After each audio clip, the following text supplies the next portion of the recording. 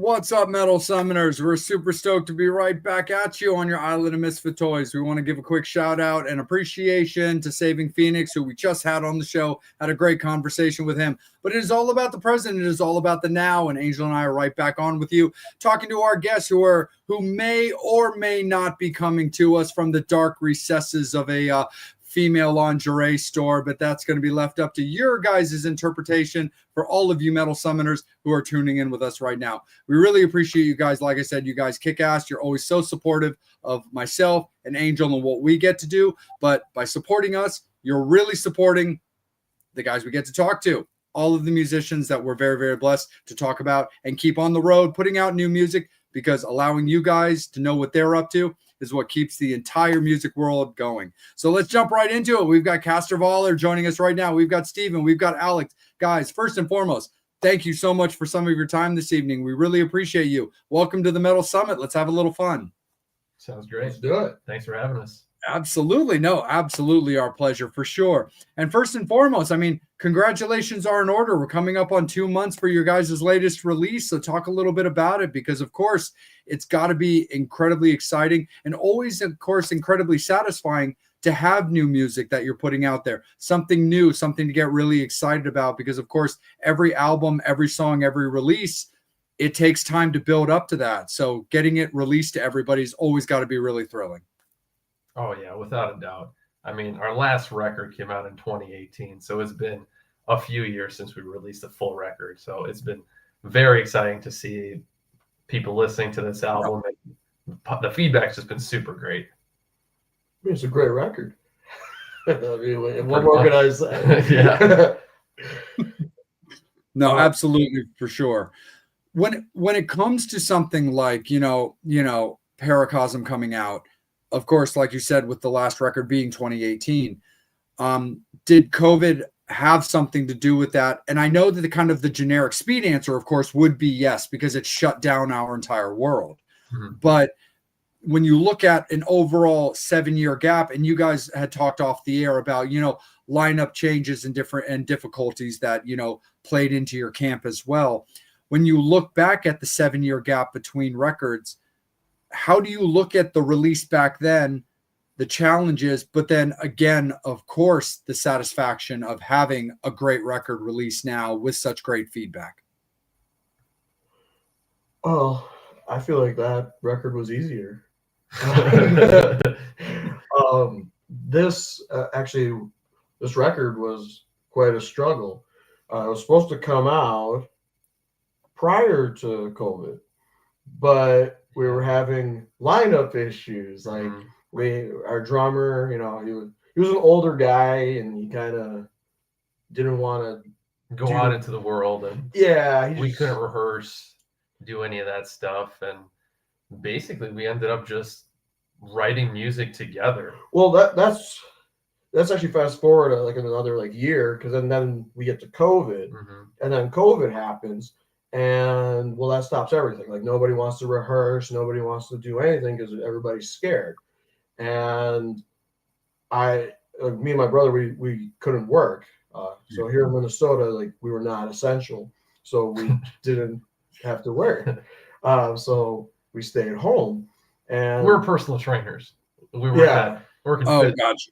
So our gym shut down, and we had nothing to do. No, we really had nothing to do. So like it was supposed to be like 2 weeks, and then all of a sudden 2 weeks is not 2 weeks anymore. Yeah. So I decided to spend some money because yeah. I love spending money. It's my favorite thing to do. So I spent a small fortune on recording equipment, like all like a new interface, programs, all that consoles, and fun everything. shit. Yep. And it just sat there. We couldn't do anything with it. well, we had to like test it. Yeah. And like we can't test it because like the band won't show up. Mm-hmm. So my brother showed up. And I was like, let's just record some music. Let's record some shit. Because I played the drums, bass, guitar. So I'm like, okay, let's just mess around with it. And then that turned into... We did a lot of messing around. Fast forward, we wrote 2 full albums worth of music. But this wasn't for the CASTER VOLOR band. We were creating like solo projects. Oh, wow. So we could still release music, but not really focus on, CASTER VOLOR because we still had the band with the other guys. Didn't want to. Right. We don't want to like upset the Right. band members by like releasing music from the band without them. Mm-hmm. So we went solo. Yes. Way. And Yeah. we released a bunch of music, wrote a lot of music. Our songwriting style shifted so much. And then fast forward into Paracosm. I mean, 2 of the songs on that record came from COVID. Wear the Black Hat. And at least we still got a rock and roll. Yeah. Both were written during that time. Well, and Hard R was kind of also the opening line was written during COVID, and then it just sat there because like I couldn't finish it. I needed, the right words, and I couldn't find them until earlier this year. Well, yeah, I think it was earlier this year. Yeah, and I had that riff sitting in my phone. Like I recorded it so long ago, and I pitched it to you a couple times. You didn't like it. I didn't like it. You didn't care for it. And then we eventually put it together, and now it's like one of our favorite songs of our catalog. It's kind of like everybody's favorite song. Yeah, it really slaps. Correct. I love how you're like outside of CASTER is like your own interpretation of you guys living that Kiss moment of like the individual solo albums, while Kiss is technically still a thing. Where it's like, yeah, CASTER VOLOR is totally still a thing, but by the way, we're gonna have the Alex record and the Steven record. That's right. So we don't piss off Ace and Peter, or kind of a however you want to look at it. And actually, if the lockdown lasted like another 2 months, like I would have released my album as well. Right now, it's just sitting there. Yeah. But then like everything opened back up, and there was like this big push where it's like everyone like go out and do stuff now. So then we put our stuff on the back burner. Well, Steve did release quite a few songs. Yeah, I released singles under that name. But I mean, we went straight back into CASTER VOLOR and playing live because our first show back was Rockfest in Canott, Wisconsin.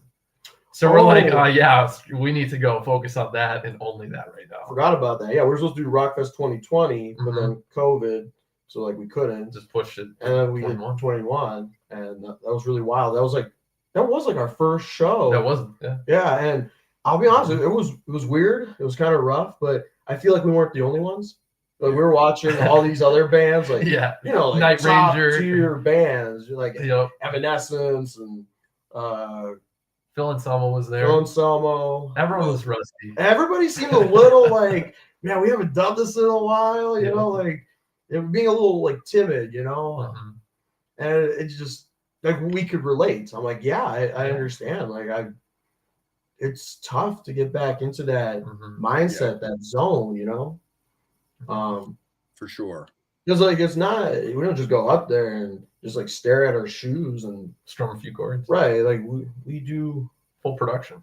Well, it's also the passion, you want the audience to feel what you're feeling. You have to make them feel that way. So you gotta really put yourself into the music, into every note, and like shoot yourself at them. No, absolutely. I really do feel like one of the most underrated phrases, while I feel like it's kind of becoming a little bit of a thing, but I still feel like it's pretty underrated, is the whole phrase behind shoot your shot. Because it's kind of one of those things where it's like, look, the worst thing somebody can say is no, but then you get to shoot your shot at somewhere else. Mhm. And but I do like the fact that when you look at something like Rockfest, you're like, okay, time to kick that dust off and be like, Yep. okay, we really got to make sure that this is a thing, because we're playing with, surrounded by so many like elites. It's funny, me and my girlfriend the other day, Babes and I were talking, and because Evanescence, actually, since you mentioned them, are just about to go out on tour, and we were looking at each other, be like, you know what, we should look into some of those shows, because, damn, never actually seen them live, and I kind of wouldn't hate to see that. Mhm. Phil actually happens to be somebody I've gotten to know over the years, and he and I are buds, not on any kind of like epic level and stuff like that, but just kind of like the nature of just running into somebody a multitude of times in a short span. And me and Phil and his wife, Kate, who's a doll, just kind of became like just a cool little, fist bump, like little click, like we recognize each other. We know who we are, but it's not like I'm texting the guy, because I can't pretend like I am, because I'm not. But it is always it's always cool when you get to see your buddy on any level, especially with something like that, because it's fun, because you've got you've got the Phil Anselmo level, and then it's like, oh yeah, no, I really do know the guy, but at the same time, I'm like way down here, but it's all good. But when you look at something like that, I always love to ask this for bands that have those experiences, because I think it's just so interesting. When you look at festivals like that, where it's, big stage because it's open amphitheater field style, versus that club setting where you do have that intimacy to it. How do you guys look at that? Do you fancy one over the other, or are you just down for the stage you get to be on? Personally, I've always enjoyed a more intimate setting. So I enjoy outdoor shows, but to play or even attend, I like it when it's just up close. It sounds better, honestly, because the sound bounces off better. I would say indoor for sure, more intimate. I like the outdoor. I mean, that the sound, that is one thing for sure. I do think like indoor concerts, usually they do sound better. When it's outside, it's a lot harder to control. So like sometimes, yeah, the sound might be a little iffy, but like the thing about like the festivals, like you got, tens of thousands of people there, and like you have a band come up, like we were at Rockfest last year, we were just partying and watching all our favorite bands, but you see like Rob Zombie and Marilyn Manson, those are two of like some of my biggest influences, and we're watching them, and everybody's out there, and they're all singing the words like with you. Just you have this like really cool feeling of like this is like a family, we're all out here, just chanting with Rob Zombie, going hey hey hey, and it has that kind of a cool feel to it. And like when we perform, like if we're inside or outside, we make it work, and we adapt. Like there was this one show we were playing outside, and so like what's really cool nowadays is like you can have everything wireless. So we're all wireless, and we all just like went out there and just performed from the audience, because like it's such a big outdoor space, like there's like lot of freedom. Are you like, thinking Cedar Rapids? I'm thinking of a lot of shows that we did this year. Actually, I just remember there was one, in Cedar Rapids. Just branched out. Everyone went a different direction, and there were just restaurants and bars right in front of us out there. It was just all open, and yeah, we just attacked a different space. And... So we were supposed to be playing like a family-friendly show, which is very difficult for me. But you make it work. I do. I just like if there's a word that I shouldn't be singing, I just don't sing it. Like I agree with you, brother. Because I don't want to get in trouble. But there was a playground, and like the whole band went, and we started performing from the playground. Like I slid down a slide, and like you guys were like we were on a swing. You're on a swing or something. Both guitar players were just on a swing and playing. Yeah, there was a lot of people. Like so, our band, we have 2 guitar players, bass player, me as a lead vocal, and my fiance as a backup vocalist, and all 5 of us were on this playground. Nice. What song were we doing? That would have been even better. Like, because I know it wasn't like, it was something heavy too. Like, It wasn't Have a Good Time, was it? Does it have a good time? I think it was Have a Good Time. That's like, I don't know. We just went out there and Yeah. I don't know. We used the open air experience. Yeah, they're both fun. I mean, everybody loved it, and that was the whole point. The whole point is you have to entertain, keep the audience happy, and the audience really enjoyed that. So, mission accomplished. Oh, absolutely. For sure. I mean, Alex, you and I are definitely kindred spirits when it comes to that. Like, I'm a big Rob Zombie and Marilyn Manson fan myself. And in fact, actually, I'm a bass guy myself. One of my biggest influences when it comes to bass is actually Piggy D, Matt Montgomery, who's now in Manson, was in Rob Zombie, and I'm a huge Wednesday 13 fan. Actually, me and my girlfriend met at a Wednesday 13 concert, and I've got so much love for Piggy and everything he does, and it's so funny because Babes was making fun of me in the car the other day. Because I don't know if you're familiar with this small little side project that Piggy has called the Haxons. I'm a huge Halloween guy, and he has this band with Ash Costello from New Year's Day, and it's like all like spooky music. It's really, really cool, and I love it to death. They've got like 2 albums and a bunch of other like individual singles and a couple like singles that are covers and stuff like that. But it's super cool. It's spooky music, and I love it to death. And I'm listening to it all the time. And she's like, "Babe, like, can you put something else on while we're driving? Because you're always listening to the Haxons." Like, I'm beginning to think you just have an obsession with Ash Costello. I'm like, oh, the fact of the matter is, I don't. Like, don't get me wrong, Ash is great. I love New Year's Day. I think they're fantastic. But I'm genuinely a fan of Piggy D, and I love just what he does with this like spooky music. So if you haven't listened to that, the band the Haxons, check it out. It's really, really cool. But anyway, I did think that was really, really funny because with Matt going to Manson, it just continued this cycle that I've been watching that I'm sure you guys are super familiar with as well, where I was like, okay, wait. So let's talk about the fact that Gingerfish and John 5 went to Rob Zombie. Piggy D came in from Wednesday 13. Piggy then goes from Zombie to Manson. Yep. Are we just going to ignore the fact that Rob and Manson are they're just going to keep bouncing like players like of each other? And then Ozzy, he was taking Rob Zombie's players. No, and it was, and because Ozzy was taking Rob Zombie players, but then Ozzy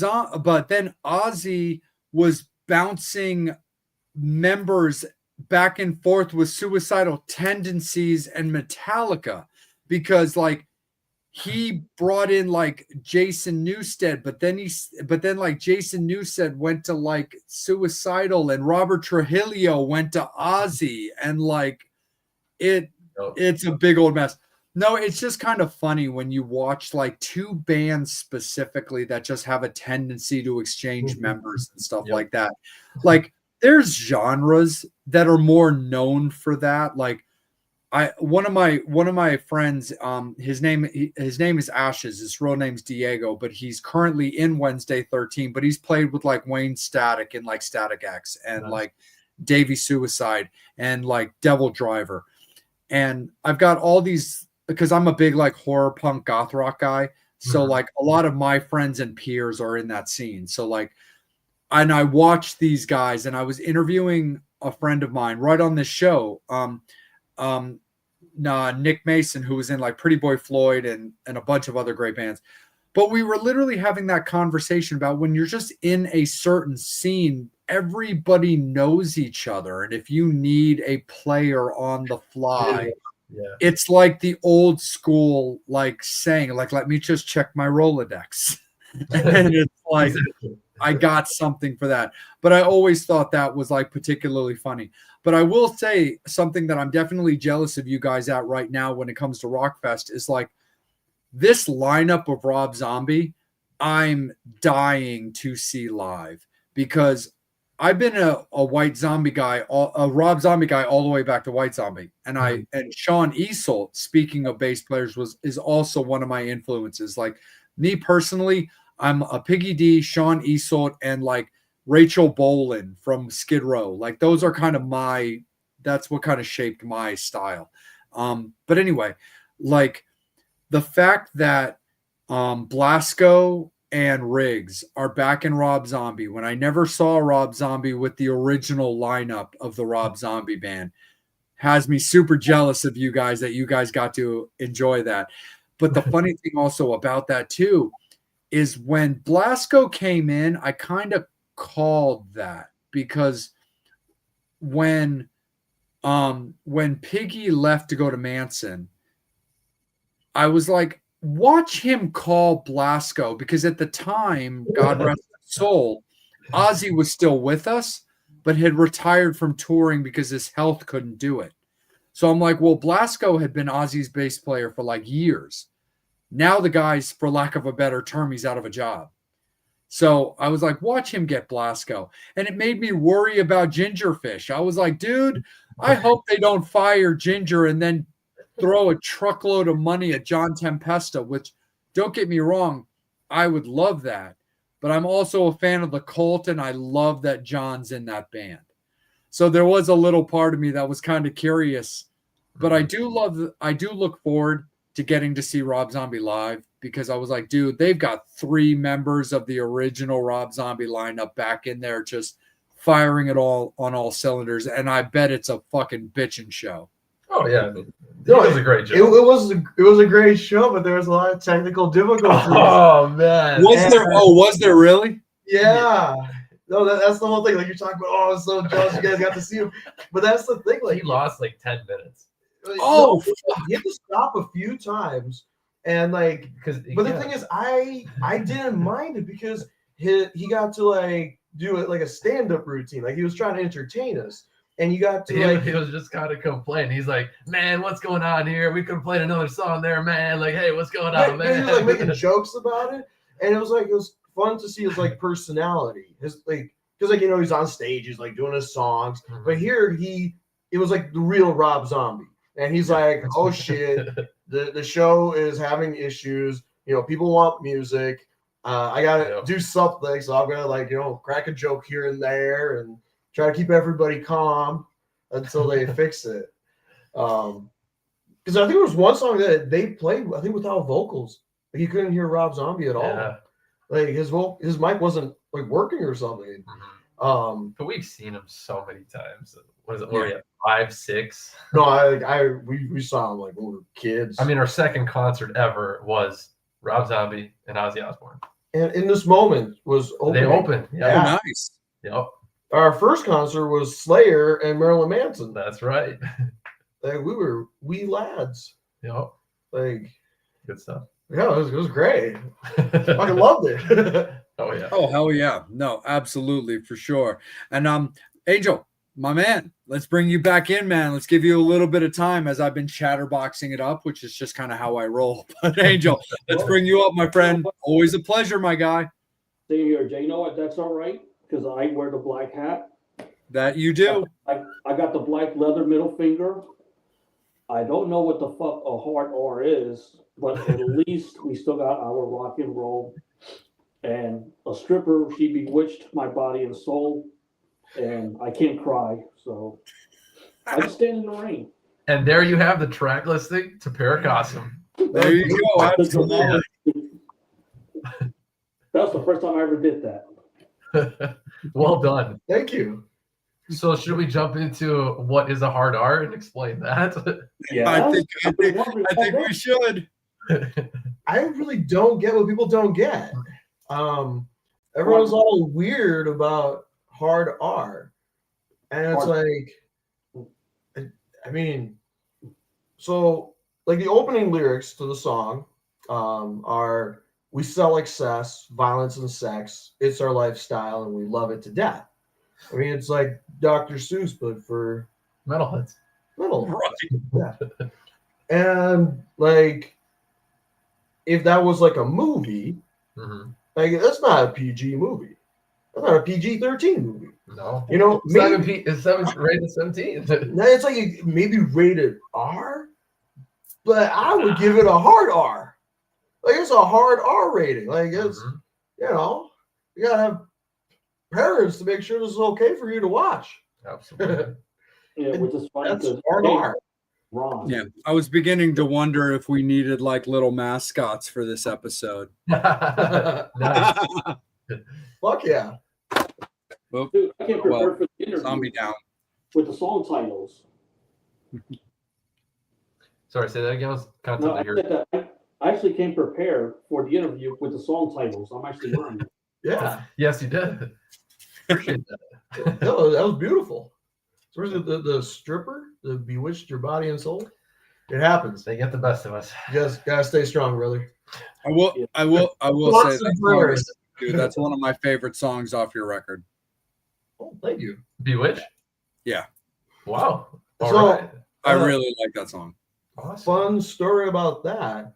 So I wrote most of that song in a bathtub in a Milwaukee hotel room. We just went to Chicago open air. Right? Oh yeah, we saw To see Rammstein. Rammstein, and that was fantastic. Like it was so great. Like someone actually died at the concert. Like they just went too hard. I think that's true. Yeah, that's I got Not to to say, make fun of this person in the past. That's really sad. But it was a wild concert. And then the next night was Marilyn Manson That's right. in Milwaukee. Yep. And I remember that was an awful show. Like he was absolutely terrible. Like he was so coked out. Oh man. It was wild. But he brought it home because he did an encore with Coma White, and he dedicated it to his cat who recently passed. And it seemed like he just kept it together for that like 4 or 5 minutes to perform that song, and it was absolutely beautiful. But the rest of the show was awful. He was really fucked up. And then we get back to the hotel room and we order some chicken wings and like we have even more drinks and I'm like, this is a nice hotel room. Everyone's going to bed, everyone's tired. I'm like, I'm gonna go get in the tub. So I sat in the tub and I ate some chicken wings and I actually drank wine. I was drinking wine, eating chicken wings, and I started like the idea started flowing and I'm like, oh. And I wrote it down. This chicken is bewitching my body and my soul. It was good chicken. The wine was shit though. Like I bought it was like $5 for like a 175. I just thought it was like a ridiculously good deal. The wine was good tricks. it's like 5%. Ugh. I'm a big red wine like fucking crazy person, so that hurts my heart. I like white wine. I like a good Moscato. I like red. Pretty much Nice. I will say, like, real quick, because Angel, I'm gonna keep the segment with you, man. But I will say, like, I understand like where you're coming from when it comes to Manson. Because here's the thing, like, I'll die on the hill for how much I love Marilyn Manson. I'm never not gonna be a fan. Yes. He was hurting me for a while. And I started noticing things, and what I think I'm right about doesn't make it right to the fans because it's still kind of disrespectful. And I can't confirm or deny this. It's just kind of my personal opinion watching it. I went to a bunch of Marilyn Manson concerts because I was fortunate. He was coming through my area a lot. But he was doing a lot of what I really did feel was like half-assed performances. Look, I'm not a snob. Like when I go out and see the bands that I care about, I'm a huge Misfits fan. So like I love going to see Danzig whenever I can. I'm a big Michael Graves fan. Like for all the Metal Summoners or anybody who knows me, yes, I'm very, very much aware of the Michael Graves situation, but that's irrelevant. That doesn't change the fact that, like, I'm a huge fan of Michael Graves and those records he did. I do know what I said about Phil Anselmo is 100% true. When it comes to Michael Graves, Michael and I are friends on a personal level. So there is a little bit of, yes, there's going to be some defending my family that I'm going to do, but I'm aware of everything. And I've spoken to him personally about some of that shit. So, but that's conversation for another time. For this particular thing, I saw Marilyn Manson a bunch, and it really did feel like a bunch of half-assed performances, and it really did bum me out. I still had a great time, super enjoyed myself. But the one thing I will tell you guys is, like, one thing that kind of clicked is I was like, I went and saw him on a headline show at Rams Head in Baltimore. It's now called Nevermore Hall. But man, he fucking killed it. It was so good. I was like, what the fuck? What changed in his brain? This is before the new lineup. This is his like last lineup. But he was dialed in. It was so good. I was so stoked. I sort of, it kind of clicked. I was like, you know what? The one thing I didn't realize at the time is when I was watching him before, he was out on tour with like Gwar and Alice Cooper, opening up for Slipknot, playing with Rob Zombie. And no disrespect to him because I love him to death, but he was out on these tours with, frankly, a guy or a band that was a better live show than him. And because Marilyn doesn't do the Antichrist superstar thing anymore. He's not on the giant pedestal, like ripping out the pages of the Bible. And he doesn't do that mid to late 90s show anymore. Right. And I was beginning to feel like he was phoning it in a little bit if he was out with somebody that had a stage show. But when I saw him when it was his show, his tour, dude, he was dialed in. And I don't mean that to make excuses for him, because I do feel that regardless of whether you're playing for 10 people or 10,000 people, you owe your best to the people that support you the most. So I do think that regardless of the size of the venue, you need to bring it whether you're pissed off or not. And I do think Marilyn, with some respect to him, because he's earned it, that if he's being outdone in a way, I can understand how that might kill his buzz. But as a guy who pays my money to go see him, fuck your feelings.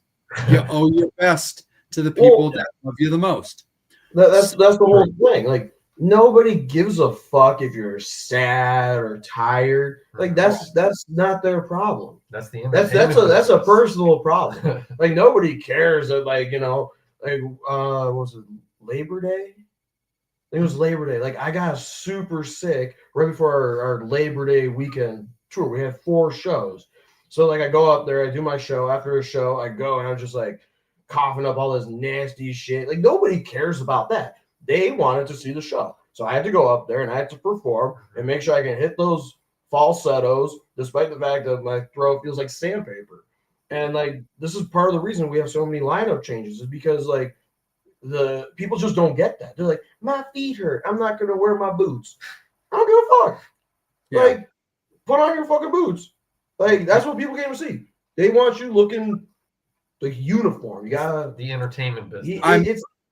I'm a uniform stage presence. I'm that guy. So I super get it. I super get it. Yeah.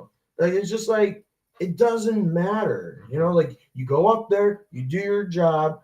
If, like, you have things going on, then afterwards, go cry in the bathroom, go puke, whatever you have to do. Go do that. But when you're on stage, you gotta deliver. Yeah. And like you were talking about, like, Manson, like, I don't remember the exact time frame, but open air was like 2016. So between 2016 and like now, like, I've seen it like 5 times, and I've seen him do his own headlining tours, and I also thought that they were pretty bad. Oh yeah. Because I just felt like he was more about the drugs, because he was actually talking about that like the entire time. Yeah, he was going through some shit. He was going through some shit, and like I understand, like that sucks, but like then don't tour, you know. Yeah.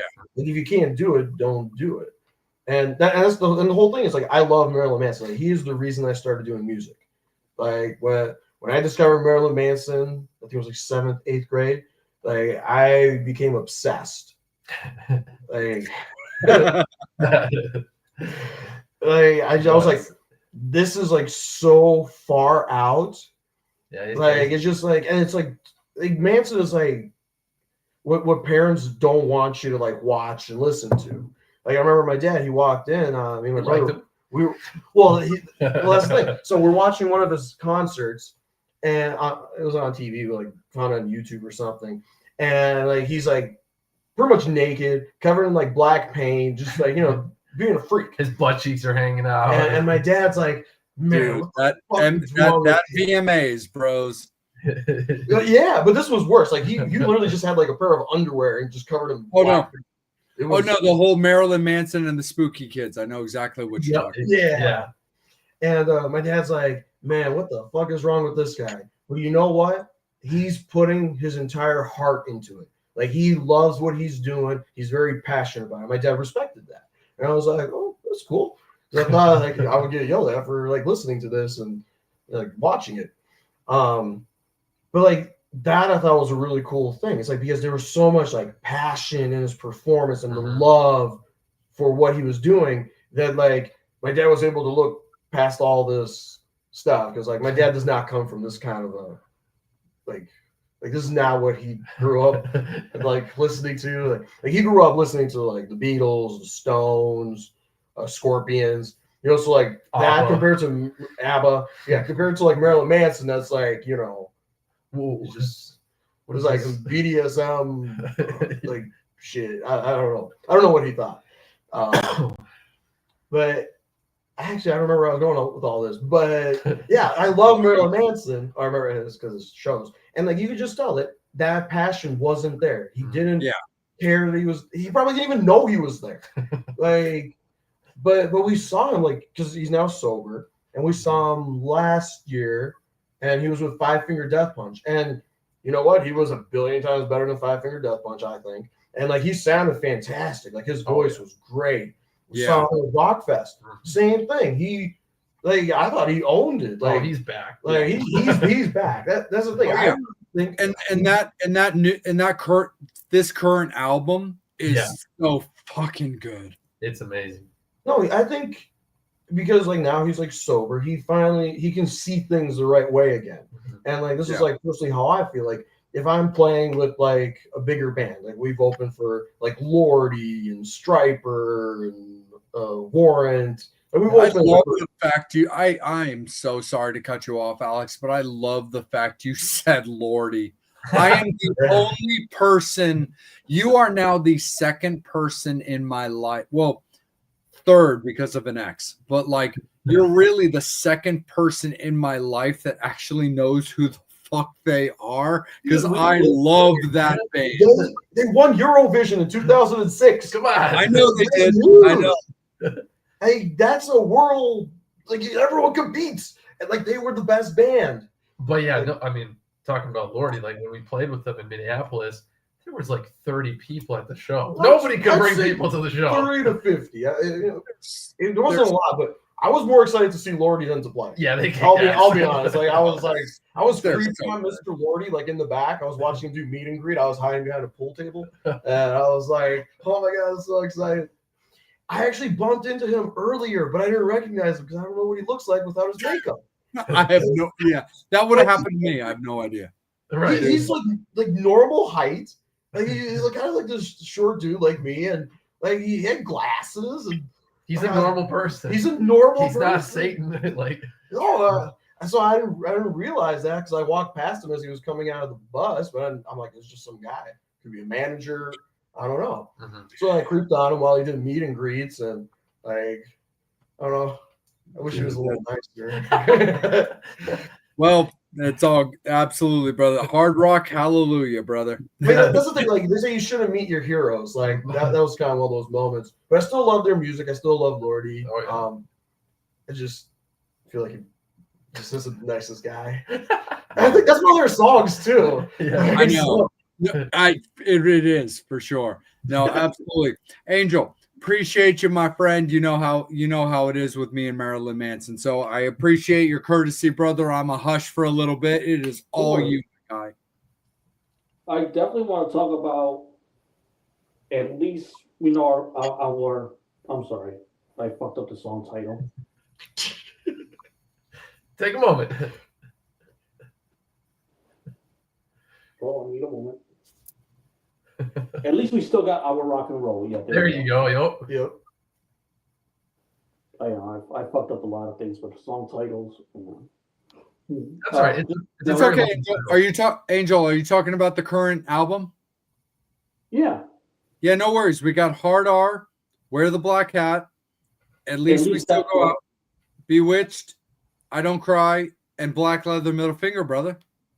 You forgot. At least we still got our rock and roll. Oh, I didn't forget anything. I wanted to see if you would chime in. I was asking about the song. How did the song come about? And did you guys come about it with the song title first?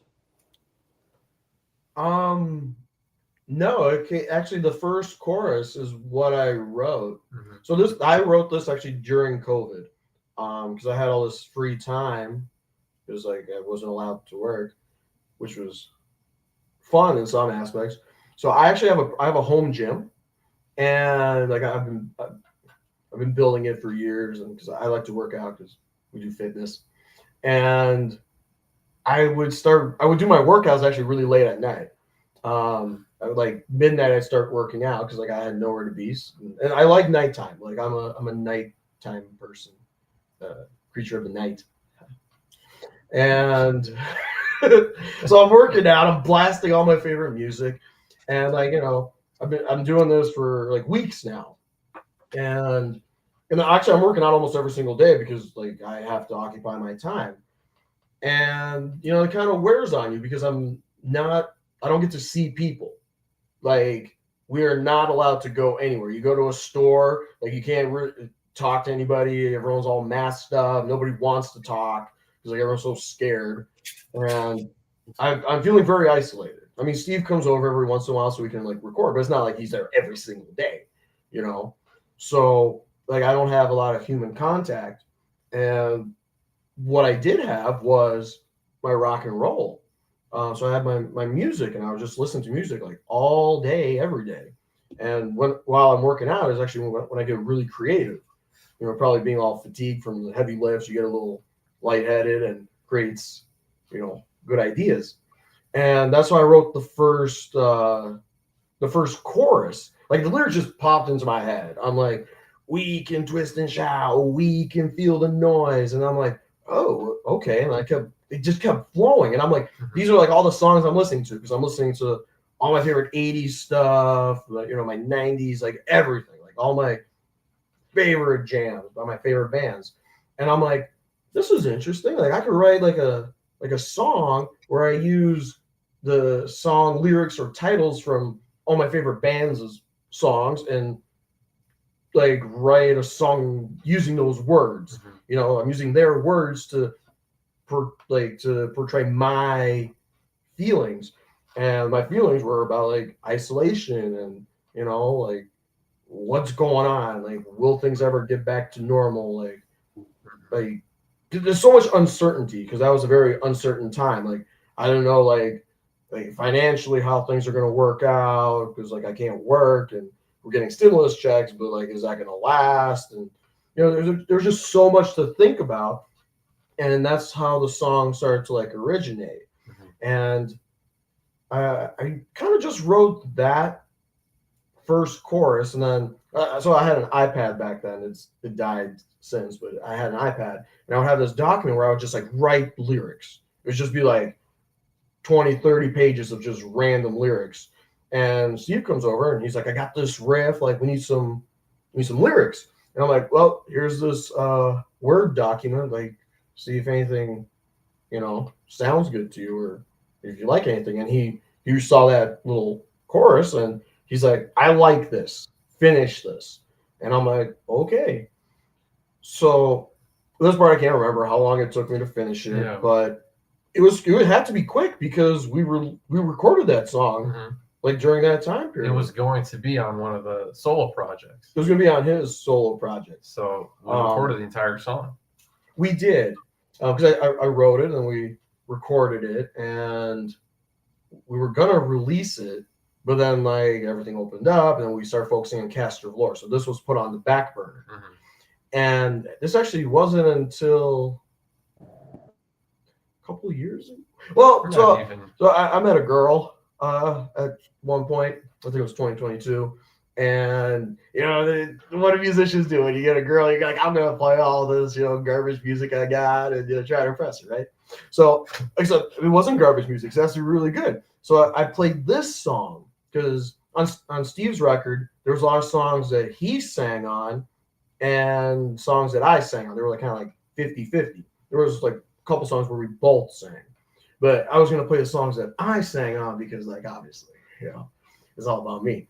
So I was playing this song for her, and she's like, wow, this was really good. Why don't you guys do that for CASTER VOLOR? And like CASTER VOLOR has been like playing now because it's like a few years after COVID. And I was like, I don't know. It's a good question. And I kind of didn't revisit that until we started talking about this album. And we're like, what should we put on there? And I really don't know how it came about in conversation, but I'm like, hey, Steve, what if we did, at least we still got our rock and roll on this album? And I just brought it up several times, and eventually we're like, fuck it. Yeah. Let's just put it on the record. Let's have the band learn it. Let's play it. It's a bitchin' song, and here we are. Yeah. It's our leading single off that record. Actually, yeah. So actually, that was really cool how everything worked out. Yeah. Yeah, that was my favorite off the record. Thank you. But that changes every week. Like, listen to an album, your favorite song changes almost like week to week. Oh, absolutely. Like, right. Sometimes, like, you listen to the same album, and you listen to it over and over, and you're like, you know what? This song is now my favorite. Like, different things speak to you. And also, it depends on like time, like what you're going through. Oh yeah. Like sometimes, like there's certain songs that like before, like they meant so much to me, but now, like, I don't give a fuck. But they just reminded me of some painful thing I was going through, and now it's like me, whatever. Music saves. It does, and that's what the song is about. Like the whole song is like the music was there for me. It helped me get through this time. It was like a positive thing in a time of a lot of uncertainty and negativity. To be honest, like it was actually a very negative time. Like I would go on Facebook and everybody's fighting. Yep. And it's like, okay, I'm just gonna sit here and write some songs. And lyric, they can take everything, they can take it all, but at least we still got a rock and roll. Yeah, and you know what? We can relate to that because during COVID, that's when the Metal Summit started it. And we're like, at least we got this to look forward to. We're doing interviews and kind of keep people talking about the music that is still out there and everything. The night curfew was fucking killer. Like, you couldn't go out at night. Yeah. That changed everything. Shows started ending by like 11 o'clock. No, you have to be done sometimes at like 10. It's like, what? This is when I normally go out. I'm not there until Yeah. No, it's ridiculous. Yeah, I think like the second night that the damn thing was lifted is when my ex called me, like, come over. I'm like, hell, I'll be there in 20 minutes. Oh no. The curfew is lifted. Oh yeah. So something else. No, I'm just playing. Well, no, it was a weird time, and like that's why the music. It was a great time for like music, like for being creative. And expressing things because there was so much going on. So actually, I wrote a lot of stuff. This is just the stuff that we chose to put onto this album. But yeah, it was a very creative period for us. So when you kind of put the 6 songs together, was it like how did you pick this batch particular for the EP? That's a good question. Lots of arguing and No, not really. no, I was like, we gotta do this. You're like, no, we can't do that. I'm like, well, if you do this, and then you're like, okay, maybe I agree, but then like, Very specific. well, I don't remember. That's the thing. We talk about this so often. Like, I can't remember a specific conversation, but I know like we went back and forth a lot, and like we were just trying to create a really well balanced album, and the main purpose was to be like, this is a really good taste of what CASTER VOLOR is about. Right. Like, because we've changed quite a bit since our first EP in 2018. We really needed to update the sound, the production, really show the world that this is what we sound like now, and it's kind of night and day compared to the first album. And that's why we wanted to re-record Black Leather Middle Finger to show the growth. Yep. And also like that was just a really good song. So like we wanted to like hit people with it again because the Black Leather Middle Finger is very important to us. And we made some changes to the songs and whatnot. Well, yeah, and that's what I was talking about with the growth. Like there's a song, it's basically the same, but there's a few new parts that I feel is like a little extra kick.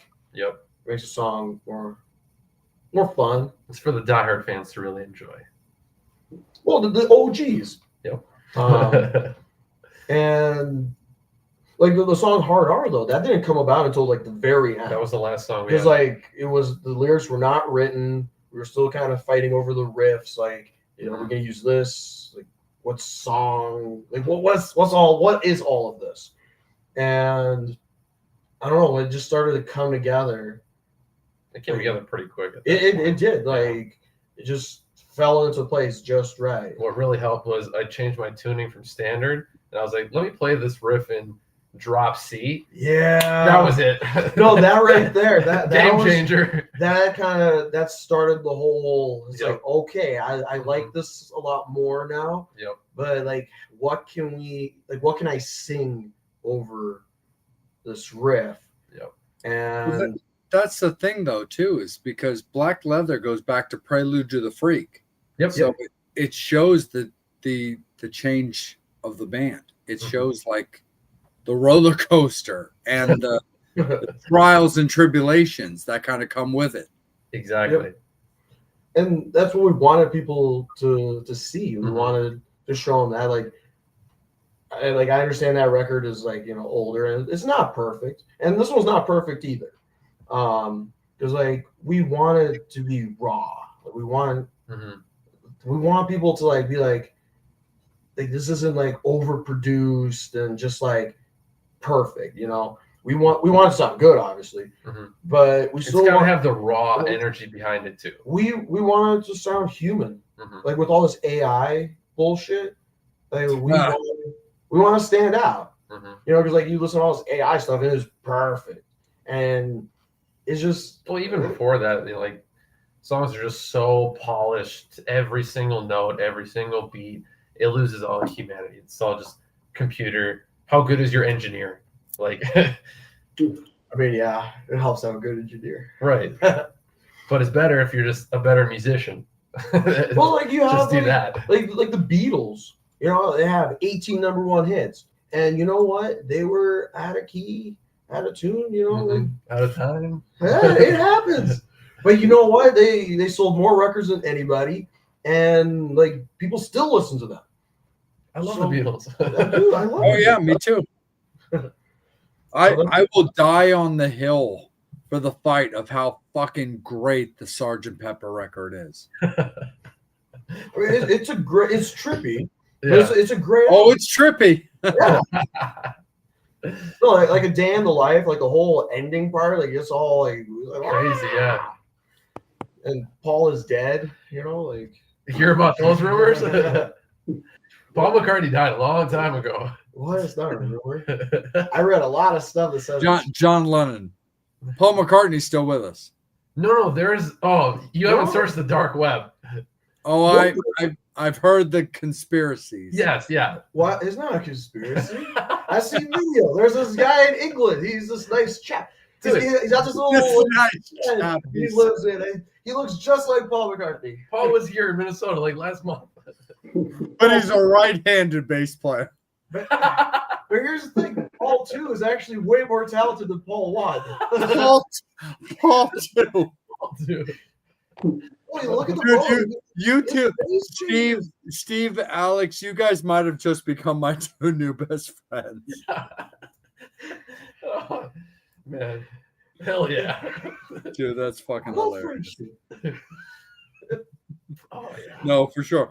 Alex, just out of curiosity, going back to Manson for just a moment, when it comes to the Absolutely. style of CASTER VOLOR and the perception of the band, the way you guys perform on stage, what was it about that traditional just rock metal performance and look that you went with, as opposed to being such a Marilyn influenced guy that kept you out of that more gothic look? Well, I was a young lad, and the world has not hurt me yet. I mean, not as much. The razor blades are over there. Yeah, I didn't get to that point yet. So this was like junior high, going into high school, some period in that period of time. I don't know. Period. Yeah, like I wasn't like sad. Like I was a happier kind of like upbeat dude. I mean, not that I'm sad right now. It's just like I just No, you liked the music and the showmanship, but you couldn't Yeah. relate to. I mean, I related to like songs about like because I was a weird kid. I'll be honest, I was Mhm. fucking weird as shit. But I don't know. I felt like looking like Motley Crue was a little bit more up my alley. For sure. Molly Crew Kiss. Also, like Motley Crue, Kiss, like Jim Morrison. Jim Morrison became a big inspiration Dude, for me. That's actually why my hair. I used to That's have. That's slick one of hair. Angel's guys, man. Angel is a big Jim Morrison guy. I love Jim. That's my boy. I saw the Doors movie, and prior to that, I had a slick back, like greaser look. Like my bangs went all the way down here. Like it was just, I don't know what I was thinking, but I used a lot of hair gel, like a lot. But I saw the Should Doors have gotten movie. you a sponsorship, man. They should have. Beeswax. Beeswax. I would go to Hot Topic and I get this thing, and like the best part is that it wouldn't wash out. You'd have to like really scrub to get it out. So like it would just stay in there for days if you didn't scrub too hard. So like I like that. It's a cheaper option. Anywho, I saw the Doors movie and I saw Jim Morrison, and he was a pimp daddy. Like he was crushing puss all over the place. And I was like, I remember this one time where I washed the gel out and my hair, I was like, that kind of looked like Jim. And that's actually what I did. I decided to like grow out like the back of my hair, not just my bangs. And then I washed all the gel out, and I started doing the Jim Morrison hair, and that worked out a lot better for me. Like girls started to talk to me more, so that was nice. And then that's the whole thing. Like you look at like Motley Crue, Kiss, like all those like 80s bands, like all they did was crush puss. So I was like, I'm just gonna go for that look, because I love their music as well. Like Sure, absolutely. That's how I got into them. I went on Wikipedia and I looked up Marilyn Manson, and I read his entire Wikipedia. I tried to read everything I could possibly find on him. And in his Wikipedia, it said his main influences were like Motley Crue, Kiss, Alice Cooper. And I'm like, well, I've heard of like Kiss. Alice Cooper's kind of familiar. So I started listening to those bands. And I was like, shit, this stuff's good too. And like I recognize a lot of the music. And that's how I started going back. And my dad, he's like from this kind of a time period. So he's like, oh my God, you're listening to all this music. And I'm like, yeah. And he's like, "Oh, you're listening to Kiss?" And I'm like, "Yeah." And he's like, "Yeah, man, you know, we love their music, but." So I some background information. My parents, and actually me, we're actually from the Soviet Union. So we immigrated here in '92 when it collapsed. So this next portion is a little different with that information. So my dad, he's just like, "Oh yeah, Kiss. Like we used to listen to them all the time. They're a great band, but they're a bunch of fascists." And I'm like, "What?" He's like, "They're Nazis." And I'm like, "No, what? How?" He's like, "Look, they got the SS, which looks like the Nazi SS, and they had a song on the album Destroyer. It was a Flaming Youth, kind of a shitty song, but there's a part where he goes, and higher and higher and higher." And so my dad, back then, he didn't know any English. The only English he knew was from music. So like they're sitting there and they're listening to this album and they're fucking loving it. And then they're hearing and higher, but this is like fresh, you know, your parents all fought in World War II, and they're just like, these guys are saying Sig Heil? and I'm like, "Yeah, where are you hearing all this?" And then like we started like, you know, reading about Kiss, and we actually listened to the song. I'm like, "Dad, they're saying and higher." He's like, "What?" And I'm like, "Yeah, they're not. Has nothing to do with Nazis." And then we went to their Wikipedia, and we're like, "Dude, like Paul Stanley and Gene Simmons, they're Jews." And he's like, "What?" Like his mind was blown because like they didn't have this kind of information. Like, you know, the Soviet Union was very closed off. Like information does not get in or out, and also the language barrier. And now with the internet, you can find out anything. So like that kind of was a revelation for my dad. Gotcha. And then we kind of together, we like me, Steve, and my dad, we started listening to like all this music that he listened to, but he could only listen to like one record at a time, you know, because like you then have to somehow get it smuggled in, and they do a lot of shady shit. But we had all this music at our disposal, you know, with a click. So like we listened to every Scorpions album and like Kiss and Motley Crue, like all the stuff that he wanted to listen to, but he couldn't. And that all helped formulate like my look. And like now, like I love some good sparkly, shiny shit, you know, like I love all that.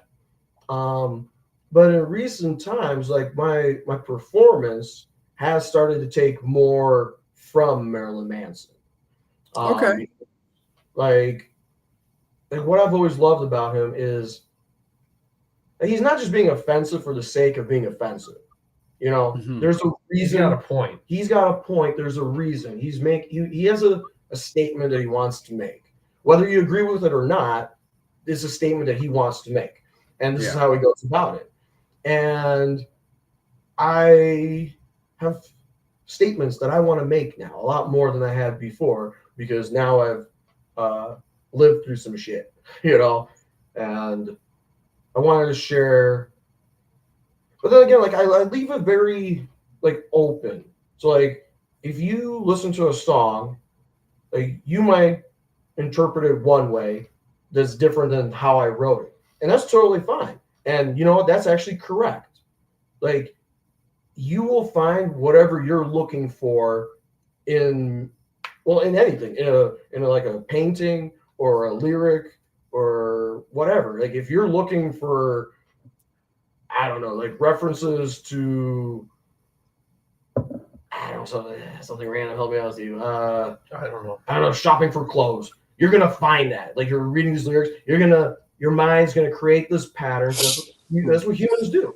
Humans love finding a pattern and relating to something. So then that's what you're gonna do. But if you're looking for a song about, I don't know, like murdering someone, like if that's what you're thinking about, you're gonna find that in those lyrics as well.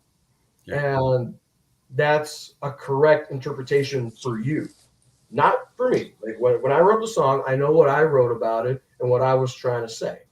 But if you find something else And it doesn't mean that you're wrong. That's just what it means for you. Yeah, that's the beauty of art. And that's the Yeah. whole, yeah, that is art. Like, I think good art is a reflection of society. And I think that CASTER VOLOR acts as a mirror. And we reflect both the good and the bad. For sure. No, definitely. So, Angel, I want to bring you in on this because I'm also going to kick the segment to you as well when it comes to this. But because I know we have some fan questions that we want to make sure that Stephen and Alex are able to answer. But I'm going to start it off with this. Angel and I have discussed this like a lot on the show. When it comes to bands, Motley Crue, Kiss just did their farewell tour. Motley did their farewell tour in theory, but now they're back with us. But when you look at the idea of a band that's established doing farewell anything, the one thing that Angel and I have discussed regularly on this show, and of course, Angel, please chime in at your leisure, is the fact that one of the things that kind of triggers me and Angel a lot about these tours is what we feel is a lot of these bands' inability or unwillingness to bring in the next generation or bands that can really carry that style. Not necessarily always about the torch, but just about that style. Angel and I frequent the M3 Festival. We do it every year. We do interviews with bands and all that kind of stuff. It's a big 80s rock festival that takes place in Maryland, if you're not familiar with it already. But what's your guys' take on this, on the progression of the genre with the big heavy hitters, some leaving and others sticking around, and whether they do or don't support who should be carrying on after them? So that's for you guys for sure. And then Angel, pick it up right after them. That's the thing. That's a question that I discuss actually quite a bit with, like, my fiance, with Steve, like with the band. And if I'm gonna try to like sugarcoat it a little bit, because if I don't, I'm gonna upset people. But I think there's way too much gatekeeping going on. Like Motley, for example, they're fucking awful right now. Like, I saw them on their farewell tour 3 times.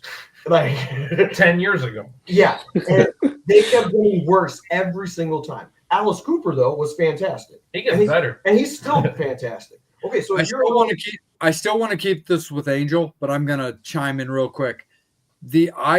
I love Motley Crue. They've been my fucking, like, one of my dominant favorite bands for 30 years. But the idea that anybody would choose Alice Cooper to be their opening band is the stupidest decision that could ever possibly be made. Now, here's the thing. I love Motley Crue.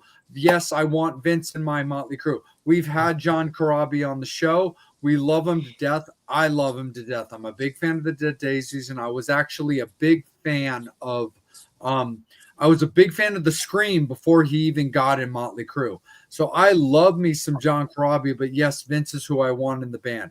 But anyway, the idea of anybody thinking that anything good could come with Alice Cooper opening up for you is just insanely naive. Right back to you guys, and then of course, Angel, it's all you.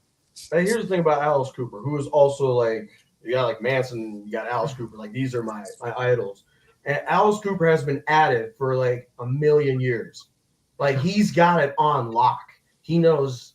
He's done these songs so many times. He's played every, like, arena. He's done it all. So, and he hires the best musicians. Like, the musicians in his band, they're like top tier. Like, it's just, and his show, like, it's so perfect. Like, I've seen Alice Cooper like 9 times. Like, I absolutely love him. It's such a beautiful performance. And, like, every time I go, I'm just like, I hope he plays, like, he has a billion songs, so I hope he plays like something that I haven't heard him do live yet. And he seems to do that every tour. He brings in like another song, and he has so many. And he's fantastic. He does a great job. Motley Crue, on the other hand, they fired John 5, or they brought in John 5. They fired Mick Mars, which was, I mean, I understand they have business, but the thing is, like, they brought back the band. I think they've done an awful comeback tour. Back to like the main question, like, I mean, that's a band that could easily bring up any of these bands out there and take them on tour with them. I mean, do you know how much it costs to like open for them? Another mortgage. Yeah, exactly. And that's the thing. All of these, sell a kidney. All these huge national bands, like if you want to join some of these arena shows, I mean, you're paying anywhere from $25,000 plus per show. That's not going to help any upcoming band. You're not going to carry rock and roll that way. You're going to retire for good one day or die, and then what? And that's the sad part. Like a lot of them, I'm not saying it's all of them, but a lot of them, they don't let the younger guys get in. Like they're gonna like hire their buddy from the 80s who's on his like third side project to come open for them instead. Mm-hmm. And it's just I think is very detrimental to the genre, like in general, because like the main thing about like rock and roll right now is like there's not a lot of youth, you know, like it's very, you know, it's also funny, like middle-aged people. Steel Panther, for example, they hosted this whole time frame where they were auditioning a bass player. So like, you could submit your video of yourself playing bass. And there was tons of submissions. And the guy they hired currently, that guy was part of their crew the entire time.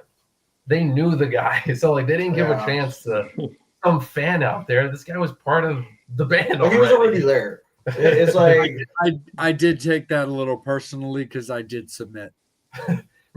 There you go. No, we had a buddy who really wanted this gig, and I think he would have done a great job. But like, did they even like watch it? Did they even consider it? No, they did it for the views. Well, yeah, social media interaction. And that's the thing. Like the guys in Steel Panther, they're also very old. Yep. They're 60s. I think Michael Starr's like 65. No, sounds great. I don't know. That's the thing. They're great. He sounds great. Yeah. But it's just like there's so many people. And it's not even just like the bands. There's also like the industry. Mm-hmm. There's all these people who are just holding on to their last bit of power, and they're gonna be like, no, we're not gonna let you go like any further than this. We're gonna gatekeep. We're gonna block this door off for you. And we've encountered that quite a bit. But there's also the other side too. Like there are smaller tiered national bands that do the complete opposite. They're looking to bring bands on tour. Hey, maybe we can't pay you anything. You might play for free, but at least we'll bring you on tour with us. You know, there's plenty of bands that help smaller groups that way too. But the whole thing that concerns me is like I want this genre to thrive because like rock and roll has not been topping the charts for decades now. You know, like you might have like one band that has like a big hit and you know gives them a nice. Justin Bieber's number one right now. Like he's still making music. It's just like what? Yeah, Justin Bieber's number one. His song. Yep, I saw the charts because I'm looking at them now in the global. So like all genres, he was number one. And you have like Sabrina Carpenter on there and some other. That's fucking depressing. That's what I thought. No, it's like it's not to knock these artists, like you know. We're not knocking Beaver. Yeah. Well, now I feel bad for him after the whole P Diddy thing. Like, I feel bad. I made fun of this child for so long. Yeah, me too. Like, dude, you know what? I'm in Jersey. P Diddy is right up the road in Fort Dix. I gotta keep my doors locked at night, man. You be safe out there. Oh yeah, man. I got no baby oil. I got. You need anti-baby oil. What is anti-baby oil? No, I'm not anti-baby oil. I will put it on some big titties and a big ass, but my man. No, but it's just like, you know, like I want to be able to like look at the charts and see a band that I love, and I don't get to do that. I want to turn on like top 40 hits and hear something that isn't like pop or rap or you know, or even country. Like country music actually does a great job, but it's just like they're the rock and roll, the metal, you know, like Imagine Dragons. I don't think is not metal for sure. Rock and roll, I don't know. To me, I wouldn't say it's rock and roll, but like that's like the closest thing. And that's the I don't even know if they make music anymore. Like I don't know. I know they were on the radio when I was a trainer. I would hear Imagine Dragons all day. And everyone's like, "Man, I love this rock band." And I'm like, "Yeah, metal." You cannot, like in Gene Simmons, you cannot say your rock is dead when you have the ability to bring out new bands on tour. You haven't done that. The last time you did that was when you took out Bon fucking Jovi 40 fucking years ago. Yeah.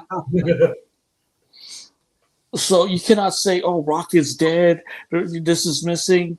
Dude, on your next fucking solo tour, take out 3 or 4 fucking bands. Yeah. And don't say rock is dead because you already made your 400 million. I get it.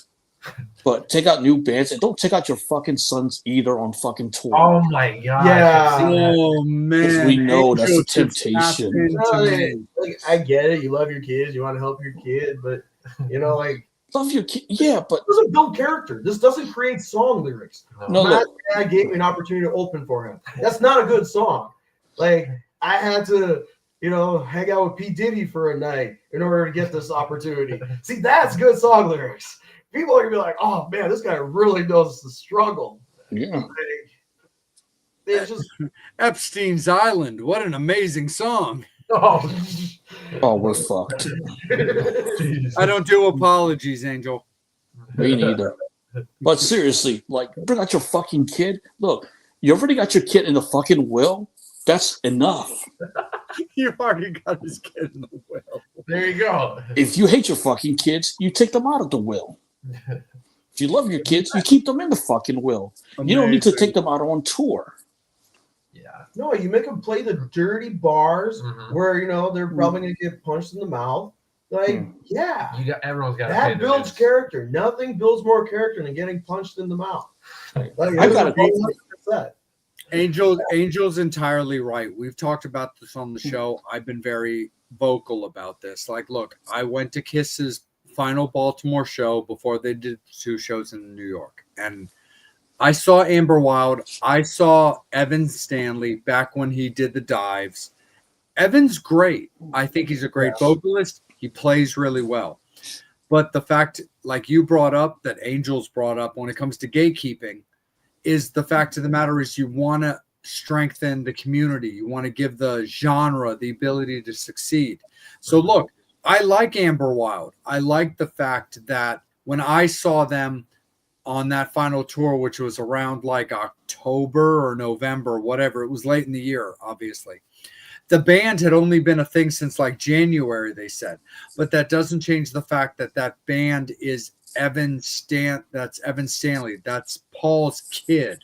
Mhm. And they sounded great. I genuinely did enjoy them. Sure. But I would have rather seen a band that had some chops that I was unfamiliar with to really get that leverage to it. And again, I'm not knocking, you know, Evan's vocals, his guitar playing, or his band, because they were exceptional.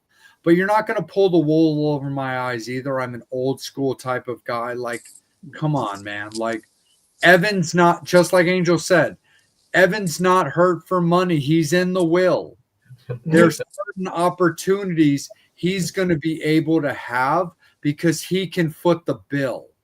Mhm. That Right. doesn't change the fact where there might be another band that you know, I don't really know, but their name might rhyme with, you know, pasta vacor, but that might have really benefited from the opportunity to play, if not all of those shows, a portion of those shows on the Kiss tour. But all joking aside, like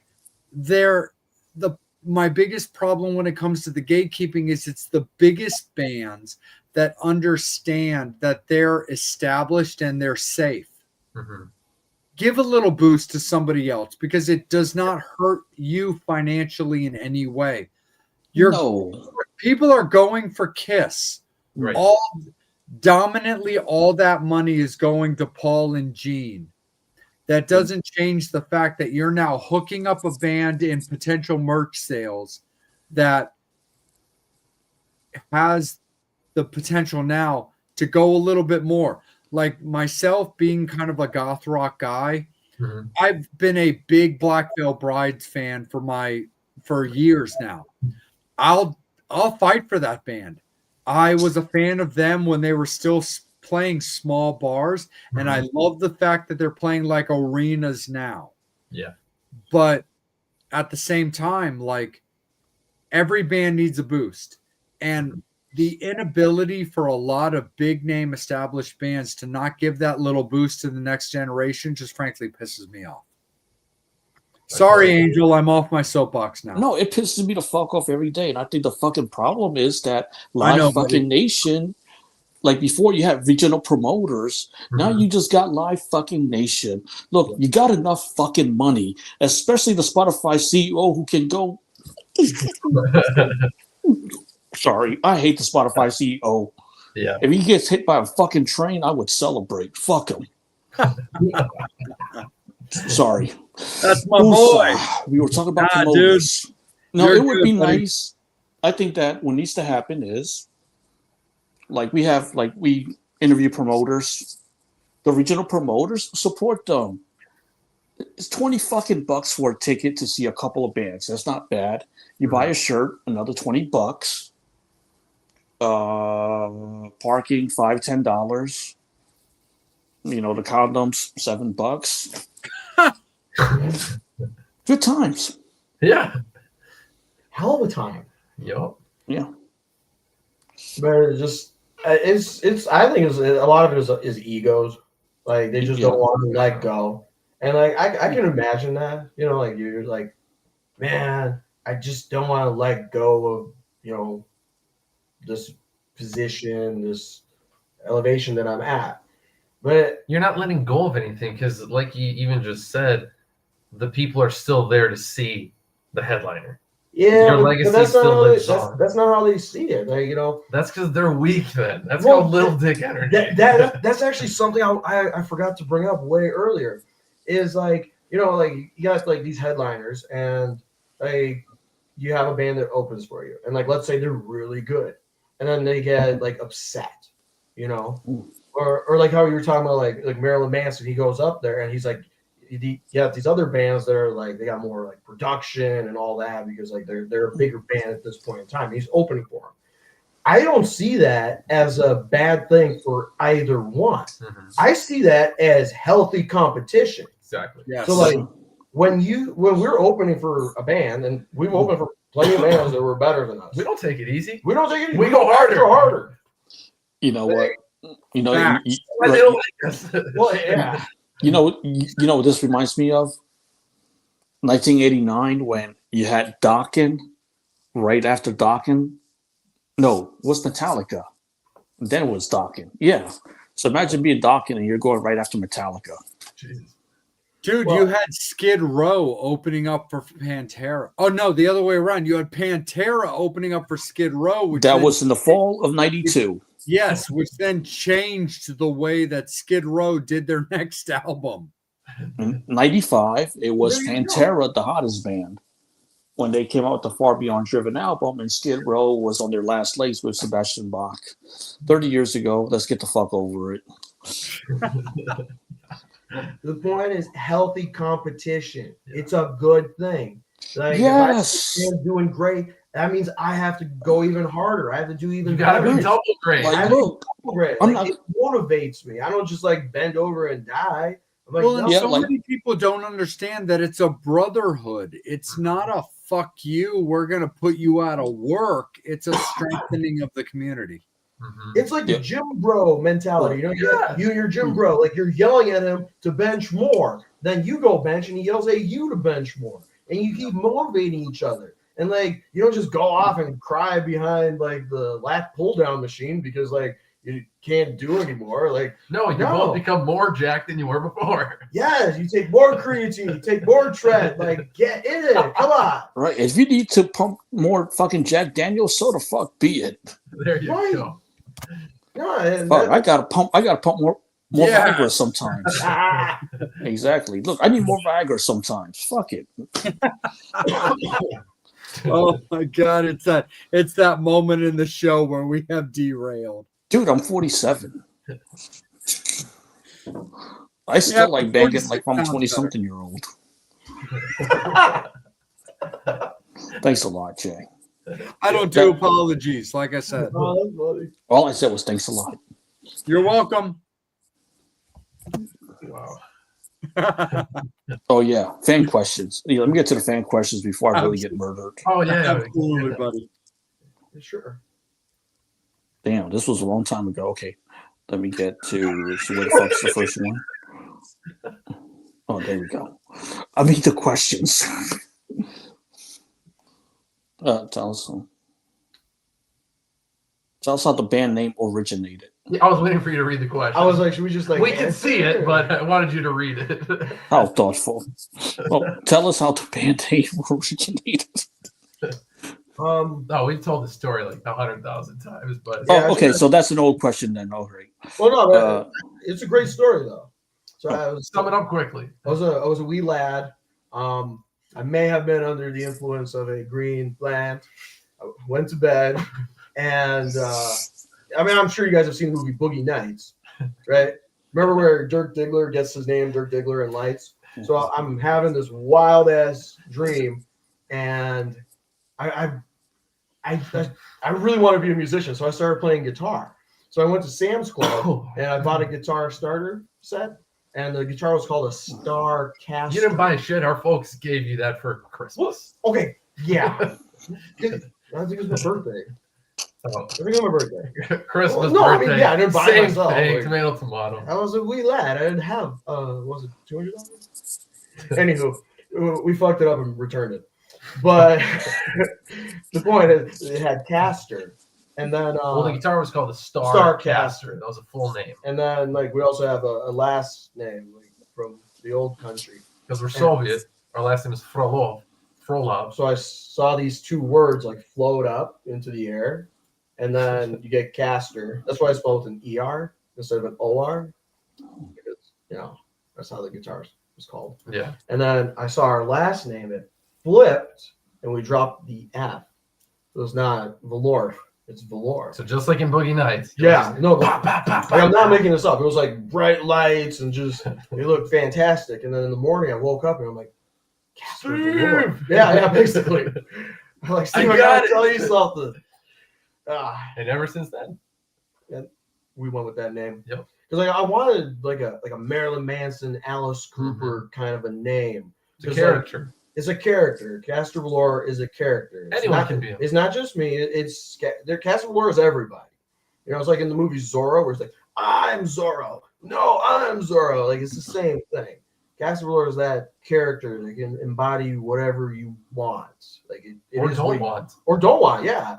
Like you make Caster VOLOR whatever you want or don't want it to be. Mm-hmm. And that's why we went with that name. That's where it came I from. thought it sounded cool It too. came from a dream. Yeah, it was high ass dream. Caster VOLOR. Yeah, just a little boy having a little smoke And a dream. and a little dream. Yeah. All right. And since we're dreaming, do you have any tours planned? And if so, are you coming to Maryland? So I am booking 26 right now. So we already have quite a few shows on the books already. Nothing that far just yet. It's kind of a ways, so it's tough for us to get over there. Gas is not cheap. Yeah. Yeah. So I was maybe. I was actually in Maryland in March. I went on a cruise. Nice. Should have booked some shows while you're there. Yeah, I love going to Maryland. Yeah, maybe. Yeah, I love coming down to Maryland. I actually talked to a promoter today about booking some shows in that area. So possible. Well, I haven't eaten. I know a couple of Maryland promoters because that's where I live. So if there's, so I'd be happy to send them your way. Cool. So We'll be in touch. yeah, Actually, it's funny. definitely. Our previous drummer, he was from that area before he moved to Minnesota and started drumming for us. He was from that area. He would whole play area. in Maryland, and I don't have a map of whatever else is around there. You know the circuit I don't have a map. of the United States. I don't know geometry, you know. Do they even make those anymore? They Hey, have to. Yeah, How about he's not from around here. Because if not, the old country. I got it on my phone. There's a Google map. Yeah. It's a map. It's just digital. Um, But I know there's a lot of states that are really close, so you can get to them really quick. Like here in Minnesota, it's hard to. You have to travel. yeah. oh, that's where you guys are from, Minnesota. Yeah. Yep. We're at Exotica's. in Right. My America right now. Yeah. We got the Exotica convention coming to Minnesota next year. Oh, Okay. Now I got another reason to come to Minnesota to check out the band and Hell check yeah. out Exotica. Hey, hit us up. We'll show you the cool places to party. Oh, Please yeah. do. Strip clubs too, right? Oh yeah. They're okay, but It's I rock mean, and roll. There's They got ugly strippers in Minnesota. The Minnesota's fuck? okay. Like you can't be full nude and have alcohol. Angel just doesn't want oh, the yes, you can. That one. There's just one place here in Minnesota. Everywhere else, you have to go to the bar next door, get drunk, then come back and then see the strippers. Angel just doesn't want the B squad. Okay. Okay. You're usually the best. They try extra hard. Fair enough. All right, what do we got here? If you could put on a festival that honors 80s bands but excludes them from playing, good idea. What's your format, rough lineup, and how the festival draw the next year's crowd? Damn, Brian. Damn, Brian. That's a really loaded I question. don't know what the fuck you asked, but okay. I'm a little confused. Wow. Honor 80s bands, but This is like algebra. Like tributes? Like tribute bands to them? I think he's talking kind of in the ballpark of like the M3 festival. Like, what festival of 80s rock bands would you book? But also, who would you include that would give people a reason to want to come back the next year? Like new blood, things like that. Well, I mean, my like all-time favorite band. Like Manson's like my favorite artist, like performer, that kind of thing. I love Queen. Queen Oh, is, like, dude. hey, We'll have to, not like we're not going to have you guys back on, but we could have an entire 3.5 hour fucking conversation about Queen. don't get me started on Freddie. I love that band. Freddie's like my god. Like he's the greatest male vocalist of all time. Period. There's a question that fans would often ask, like, who would you sacrifice from the music industry in order to bring somebody back? And my answer is always Freddie Mercury. But who do you sacrifice? Anybody? The entire rap genre. I'd sacrifice Maroon 5. Bunch of pussies who cannot handle metal chicks. Oh, that's a great one. What was it? I missed it. Oh, don't let your chicks don't listen to metal. You just cannot handle good chicks. Fucking A. No, What when the it, fuck comes, you got a wife and you can't get laid? when it comes to an independent artist, the person I always sacrifice is Beyonce. And frankly, it's not personal. It's just that I just can't connect. I really just don't. I just don't understand. It's just not for me. Me neither. Just Like, single lady. like how the fuck? But I'm not a single gentleman, so I don't have a reason to compete. But here's a fucking question. How do you make money on a record? This pertains to Maroon 5. You got 17 producers and 35 songwriters. You get 1 billion plays, and you. Then you get 20 grand for 1 billion plays, and you just split it. Like Thanks a lot, TRL. Yeah, it's No, not. that's the thing. Streams don't. You don't It's make not money about off that. streams. Like the only way to make money is selling Yeah, merch. hit the road, and tour. touring. So that song, even though 200 people wrote it, But honestly, the real way to make money is like you make a little bit of money doing these things, and you take that money, you give it to a stockbroker, and he puts it into some really good stock, and now you're making millions and millions. All off these stock. musicians have investments, all right? Yeah, like they're like that's Music didn't make their fortune. Or I got it. Yeah, Taylor Swift, because she Right. owns everything. So yes, she's making money off music, but even her like 12 billion plays is really not. I mean, for a normal person, yes, it's a lot of money, but Mhm. for like her, it's really just like another jet or a yacht. Does making music can you make money making music for Pornhub? I gotta go check that out. Me too. I gotta Google that. I mean, you can definitely collect royalties I if gotta someone go. uses your song. Yeah. Hey, they get a lot of views, If you're I'm gonna make sure- a sex tape and you're especially worried from me. I'm sure Oh, there's a certain I'm sure there's a certain amount of like bump and grind music that you'd be able to like set up into an adult movie that would get you a little bit of royalties. Well, yeah, but if you're making a sex tape and you don't want, like, you're worried about getting released, put a Disney song in the background. Disney will tear that down so fast. You're not gonna make it anywhere with that video. Just I what know you my need. exes. I know my exes got some of the personal videos of my performances. I'm dying for them to release it. Like, fucking put it out. You know, you know how fucking hard I worked on that performance. They won't put out the damn thing. Put it With- out there. with the song playing in the background of Let It Go. Oh, Well, I'm gonna get taken down real quick. yeah. I was thinking Motley Crue Wild Side. I'm gonna make a man out of you. Sorry, dude, you're not my type.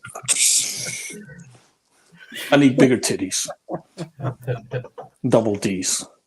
That's all right. We do love our Motley Crue Wild Side. I put it right across my fingers. So Dude, you got scared when I was driving in Nashville when they were playing Motley Crue Wild Side and I started speeding. True story. I almost got him killed. Nice. But you didn't. Nope, that's the most important thing. yeah, Exactly. That's right. Live to die another day. Otherwise, you would have just been like Vince Neil. Oh yeah, I would have been like, damn. He's a bad driver. I was like, poor Jay. I was like, nah, Jay was driving.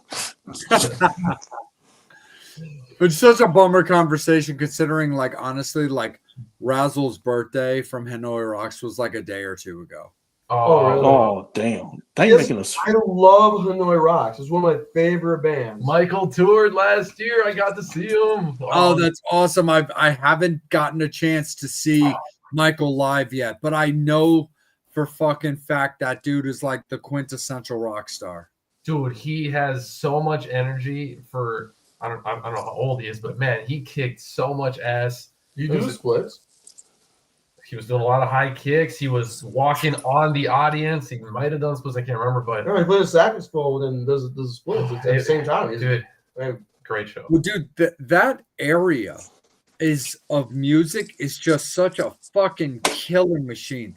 Like, I'm such a crazy person for bands like Crash Diet and Hardcore Yes, Superstar that, like, those two bands alone, like, I'll go crazy for those bands. And then there's other bands like Cruel Intentions and High Ride that I'm just like, they're so fucking good. And it makes me sad. So, like I said before, Angel and I cover the M3 Festival every year, and this year will be no exception. But, like, the thing that's kind of like, and again, like, I understand enough behind the curtain to understand the money that you really have to put in to bring a European band to America. Like, there's so much else there. But man, M3's brought in bands like, you know, Doro and Accept. I mean, I know a lot of the members of Accept they live in the States now, but still, like bands like Doro, things like that. But I'm like, man, if you really want to get people excited at like a festival like M3, which, no disrespect to them, I know there's a certain amount of struggle that they have to go through anyway. But I'm like, bringing in, dude, European bands, especially in Finland and Sweden, they are crazy rabid for their 80s rock. So like the bands like Cruel Intentions and Crash Diet and Hardcore Superstar. Hardcore Superstar. Yep. Oh, I love those guys. I love that band so much. Like, I don't think some of these American festivals understand Mhm. that if you foot the bill for bringing in that band, they really don't get the fact that they're going to make twice their money back. Like, not only in the show that they're going to put on, but the fact that people are going to be like, fuck, Hardcore Superstar is playing Chicago or Oh. Baltimore or Atlanta. I gotta go. Mhm. Like, when is that going to be a thing? So, yeah, look, if bringing over Hardcore Superstar is going to cost you 50 grand, pay 50 grand because you're going to make 100 grand off of it because Oh, yeah. everybody's going to want to see him. Mhm. Because they never play here. Yeah. Like they No. played like the cruise, the Monsters of Rock or whatever cruise, Yep. a couple of years ago. But other than that, they don't come Yeah. anywhere near here. But No. then it goes back to what we were talking about Yeah. before with like Live Nation, and you got to get these promoters behind that. Yeah, And, 100%. like where we live in Minnesota, I'm noticing it more and more, but bands are totally skipping us completely because none of the venues want to take any of the shows. Minnesota's cheap. It took us forever to even get Wasp when they were doing this whole tour a couple years ago. And like Yeah. me and this other promoter, we reached out to every venue here, and they only wanted 26,000 for a show. $35 a ticket, 1,000 people, easy. There's your Right. money back. In Baltimore, those shows were fucking packed. I was still there, are. dude. Like, I saw Wasp. They were fucking great. I Right. saw them too, like, not this year, but last year I saw them on their tour. They were absolutely amazing. The Mhm. only reason I didn't see them on their second go around, and it's kind of a funny story, is because I love that band Unto Others that dropped off the tour. And then Oh, there I was love it. another band that dropped off as well. And it was no disrespect to Wasp, but when they brought on Armored Saint, who I love, and I think John Bush is absolutely amazing, it basically was the exact same show. And that same night was another band playing that I loved, that I was like, look, no disrespect to Wasp because I absolutely love them. The fact that they're not playing Scream Until You Like It still kills me to this day. But Yeah. I was like, I can't. I'd rather go support this band who's a little smaller, who I genuinely adore, instead of paying kind of a max ticket to see, frankly, the same show that I saw last year. And that's Right. not meant to be disrespectful to Wasp. It's that the fact is, even if they were to play the exact same set list, which I haven't looked it up, I don't know if it was, and it might have been. Even if they played the exact same set list, I fucking love Wasp. Oh, But the openers were my interest. I love Unto Others. Those that's guys my are new favorite fucking- band right now. I dude, love that band is like a sore dick. You can't fuck with them. No, And you like, it's insane how good they are. have And you I seen- forget the other band that was on the bill off the top of my head, but they were great too, and I was excited to see them. Mhm. But to literally turn that tour over to the same bill as last year, I was like, it's no disrespect, guys, but I'm going to go see something fresh. Yeah, man, I Well- was so pissed when they kicked off Unto Others from the tour. Dude, Like that was one of the main reasons. I love Wasp, but when I saw that, I'm like, this is the perfect show for me right now. I was in. Yeah, I bought tickets I right was down there. I was going to be there. Absolutely. I was pissed because they were doing their first album top to bottom, but they skipped Animal. For I guess sure. it doesn't look like a beast no more. Yeah. Hey, that's Uh, Tipper Gore's favorite song. What's up, buddy? That's Tipper Gore's favorite song. Yeah. Fuck She like a was a big beast. fan. She put in her top 15. Oh man. Absolutely. Which was the stupidest thing they could have ever done, because that was it. Just like it's been said by many people. Yeah.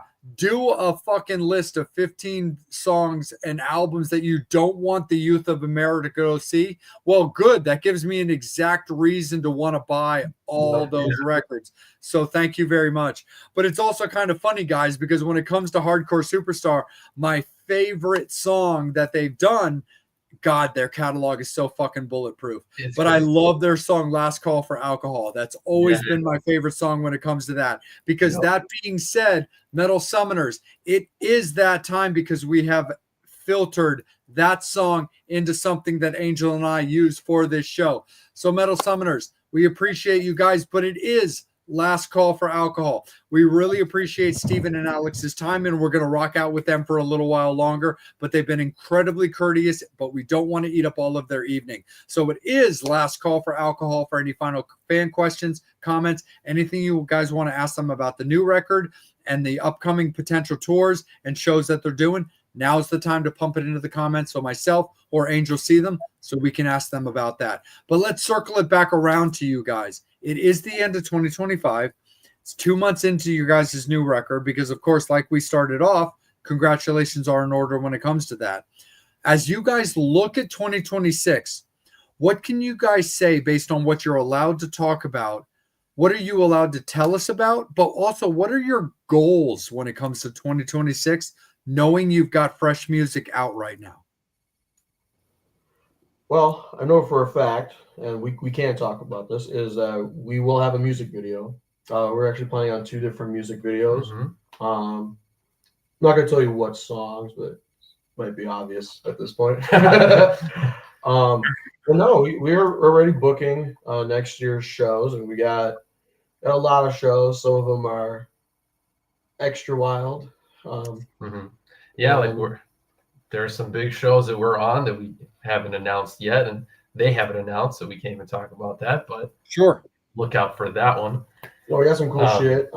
I've booked a lot of shows already. I'm going to keep booking them, and the goal is to just get farther and farther out, see where people are listening to the new album. It's nice about having those analytics. We can see where our new fans are at. But yeah, music videos, more shows. We could be releasing more music later in the year too. We got a ton of music that we haven't released. We just want to really work this new album, see where that goes and what people want. And like right now we're like, we're not playing shows, so we're on a little bit of a break. This is our downtime. So we have some downtime. Off season, yeah. I'm going to be revamping the stage show and all that kind of stuff. Like we're adding new covers to our sets too, because we play for 3-4 hours a night, depending on the show. Yeah, so like we have our originals, which we have quite a few of them. Yep. And then we also play a lot of covers. Yep. Like that's where we do like the 3-hour gigs, because those get you paid pretty well, so you can keep going. Yep. Keeps the bus moving, Yeah. But yeah, we've added like a lot more industrial heavy metal. We're actually doing a little bit of a shift towards like a more modernish sound, especially with the covers. Like we're covering stuff, a lot of bands that I actually would have made fun of in high school, but now that I've grown and become a much more mature adult, I can appreciate them. We've added like Hollywood Undead, Falling in Made fun of Reverse, them a lot. Static X. I met Ronnie Radke. I love him. He's my boy. Dude, my buddy Max was his guitar player for like almost 10 years, like 7 or 8 years. Max was in the band, so like I've got a soft spot for Ronnie. And the funny thing is like here's like my mini diatribe about this, because I usually have a huge soapbox when it comes to this. I'm incredibly delicate, and that's the word I like to use for it.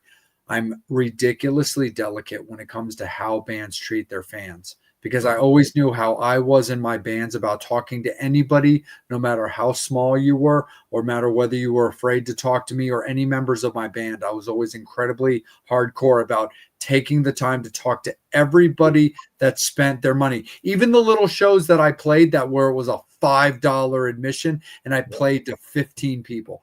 I truly didn't care. But my point is on this, I was always incredibly delicate and sensitive when it came to what I had heard. So when it came to Ronnie and hearing what I had heard about the way he treated fans made me incredibly hostile. And it punished Falling in Reverse. It also punished Escape the Fate. And both of those bands have a lot of songs that I really do like. And I wouldn't give them the time of day for a very long time because I was that kind of butthurt. But it's like I said before, you owe your best to the people that love you the most. And you need to show the appreciation to these people. So anyway, I remember seeing Falling in Reverse because when my buddy Max had joined the band, I was like, well, I'm going to go to Warped Tour. They're playing on Warped Tour. I'm going to go support my buddy and let me check out this band, because I do have a very firm stance that if I'm in any way, shape, or form kind of a keyboard warrior about my issues with a band, I will always give them the opportunity to change my mind. I will always give them that respect, because they're the ones out on the road. They're the ones trying to build a career playing in front of people. And this was back before Falling in Reverse, they weren't the arena band that they are now. Right. But I will always give any band the opportunity to change my mind. That even goes for a band like the Pretty Reckless. I was pretty unwilling to give the Pretty Reckless any time of day. And it wasn't personal.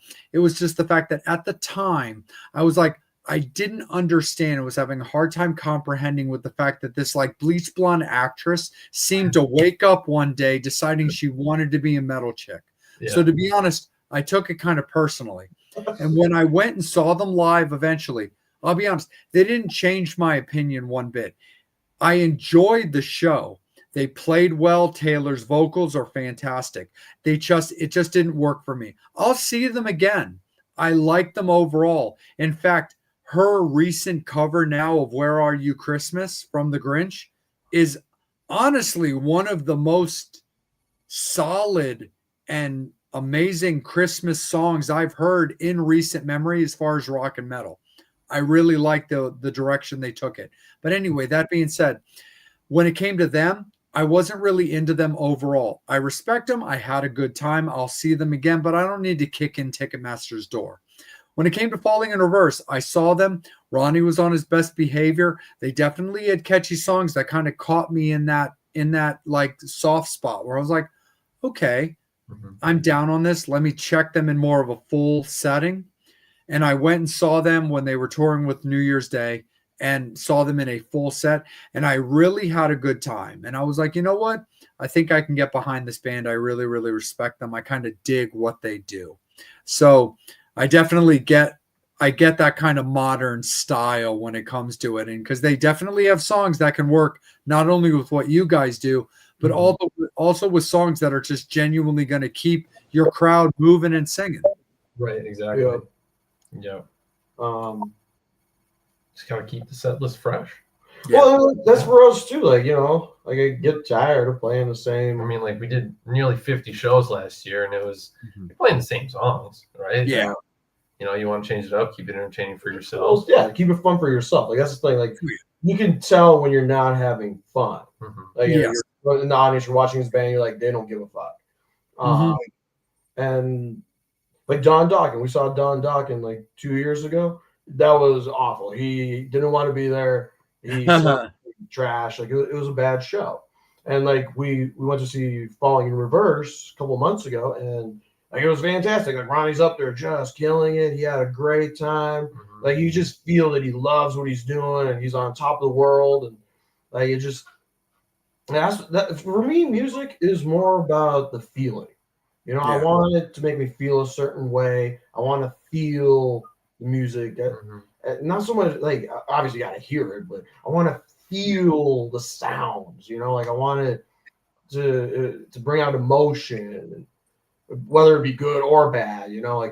Music is supposed to be more of like that kind of internal thing, and like that's how I see music. Like I write these songs and I want them to have this feeling, this vibe to them, and then on stage, I want to wear this outfit for this song because it helps portray that. Like Rammstein is so good at that.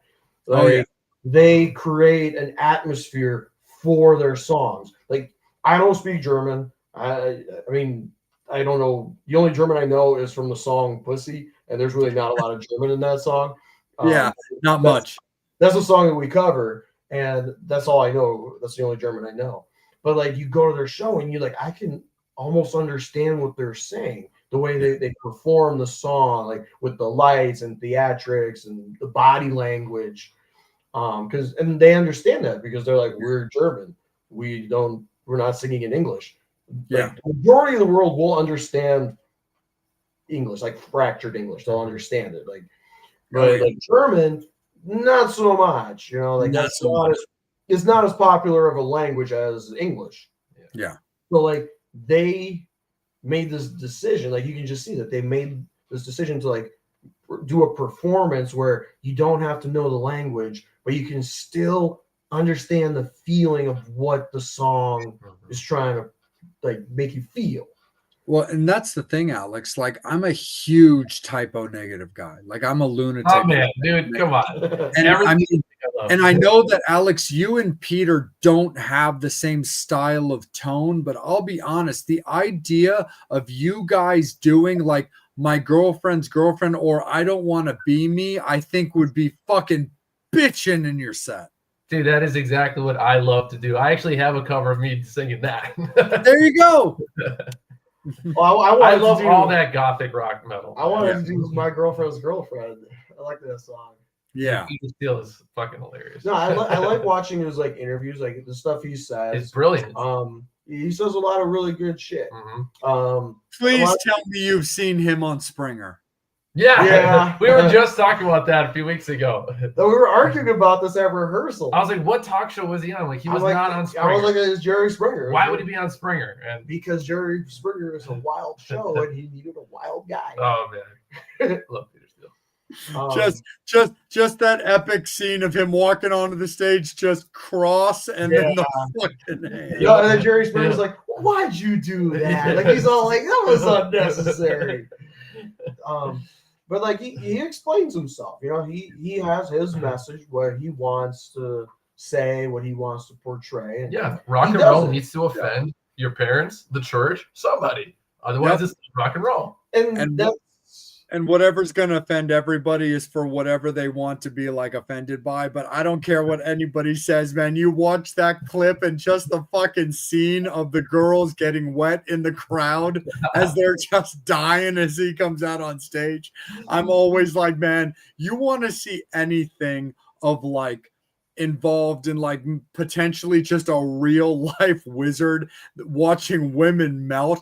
Watch the fucking 10 seconds of Jerry Springer when Peter Steele walks out on the stage as the fucking women are just melting in their chairs.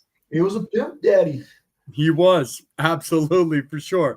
Angel, let me bring you back in, my friend, to see if we have any final comments or questions when it comes to the guys before we circle it back around one more time before we let the guys enjoy their evening.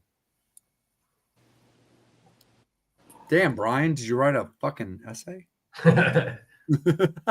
Love you, Brian. Thank you for all your support. He watches every episode. Brian's the man. I mean, I get that, but the problem is if you want to tour, you need money. Yeah. And playing a 3-hour set is going to give us money so we can get to the next state. Yeah. That's why so many bands don't tour. There's so many local bands and phenomenal bands out there in the world you probably never even heard of because they're playing in their same city or only an hour away. Like right now, diesel is very expensive and we have a big bus. So we'll do both actually. So like, let's say we drive 6 hours, we'll play a 3-hour show Friday night, and then we'll do, say we'll go into Illinois. We'll play a small suburb over there, get paid, and then we'll do an original gig Saturday night in Chicago, the big city. Yeah, with like a couple other bands. You got to be strategic. Otherwise, I mean, where are you going to get this kind of money? It's not cheap to tour. And the thing is, if you're going to go play in a state that you've never played in before, how are you going to get people to come out and see you? It's just this actually circles back straight to like the gatekeeping by these big rock stars. Mm-hmm. Like they got their thing locked down, but the people are not excited to go see a small band. Like in Minnesota, so we're in Minnesota. This is the land of 10,000 cover bands. Like if you're not a cover band, it is very hard to draw here. Yeah. Like that is why we don't play in our own state very often. Or when we do a show, we have a tribute band on the bill with us. You know, it's just like it's a tough. People are actually very close-minded. They don't want to hear something new. Now, unless you go to Wisconsin. People in Wisconsin love us. Like we could play whatever. You could do like a 2-week tour in Wisconsin and not hit the same place, and you'll have a great time. No, but also the people there, they just want to party. Yeah, Like, they love all kinds of music, and I mean, there's plenty of places like that, but it's Wisconsin just has like a big. yeah. But it might be partially because they really love drinking there. Mhm. Like, and like when you have a few drinks, you kind of loosen up, and you're like, you know what? Maybe I'm going to listen to this song that I've never heard before. And whoa, it turns out that it's actually pretty good and it aligns with my values. Yep. Like, I love to rock, party, fuck. And so does this band. Like, now we can be friends. That's another one of our songs. Yep. So that's actually the whole thing. This EP has 6 songs on it that are originals. But during our sets, like, we actually have a big catalog of original music that we play. Just we haven't recorded it. Correct. So like our shows are 50-50. Original cover, original cover, original cover. Something like that. That's when we do the 3 hours. Like, it's like every other song is original. Mm-hmm. Yeah. But like when we do our own shows, like we will have an hour and a half of like our shit and then a couple covers that we actually do our own way. Because like I have a really hard time imitating somebody. Like I just every time I hear a song and I'm trying to sing it like they do, like I just want to do like put my own spin on it. I want to see what I can do with it because they already did it and they did it really well. Like for example, like Marilyn Manson, he did Marilyn Manson's music. That's how I like it. I don't want to fuck with it, you know. But can I make it my own and do it CASTER VOLOR's way? And like we do a lot of that. Like one of the covers that we decided to introduce was All the Things She Said by Tattoo. And like we made it metal and like it's just some of the covers we do, people don't even know that they're written by somebody else too. Like we're not playing top 40. No, we're not doing "Don't Stop Believing." We're not doing "Stop Believing" those kinds of songs. And I'm not living. No Sweet Child of Mine. The child is no sweet. Thank you. We're doing songs. No disrespect to Guns N' Roses. I love Guns N' Roses, but thank you. Every cover band will play that song. Like that's not. No, I don't want to do that. We're also not a cover band. We're not. So we just play some covers to make a couple bucks here and trick people into listening to our music. It's funny. So Angel and I are friends with a band called The Fifth, and we've interviewed multiple members of that band. And I saw them open the Empire party last year at a place called Reckless Shepherd. And I was watching their set, and they did an Ozzy cover. But the thing that was so great about it is it was shot in the dark. And I told the guys, that's my favorite Ozzy album. No questions asked is The Ultimate Sin. And the funny thing is, so I told the guys then, Angel and I then had their bass player, Jake, on the show not that long ago.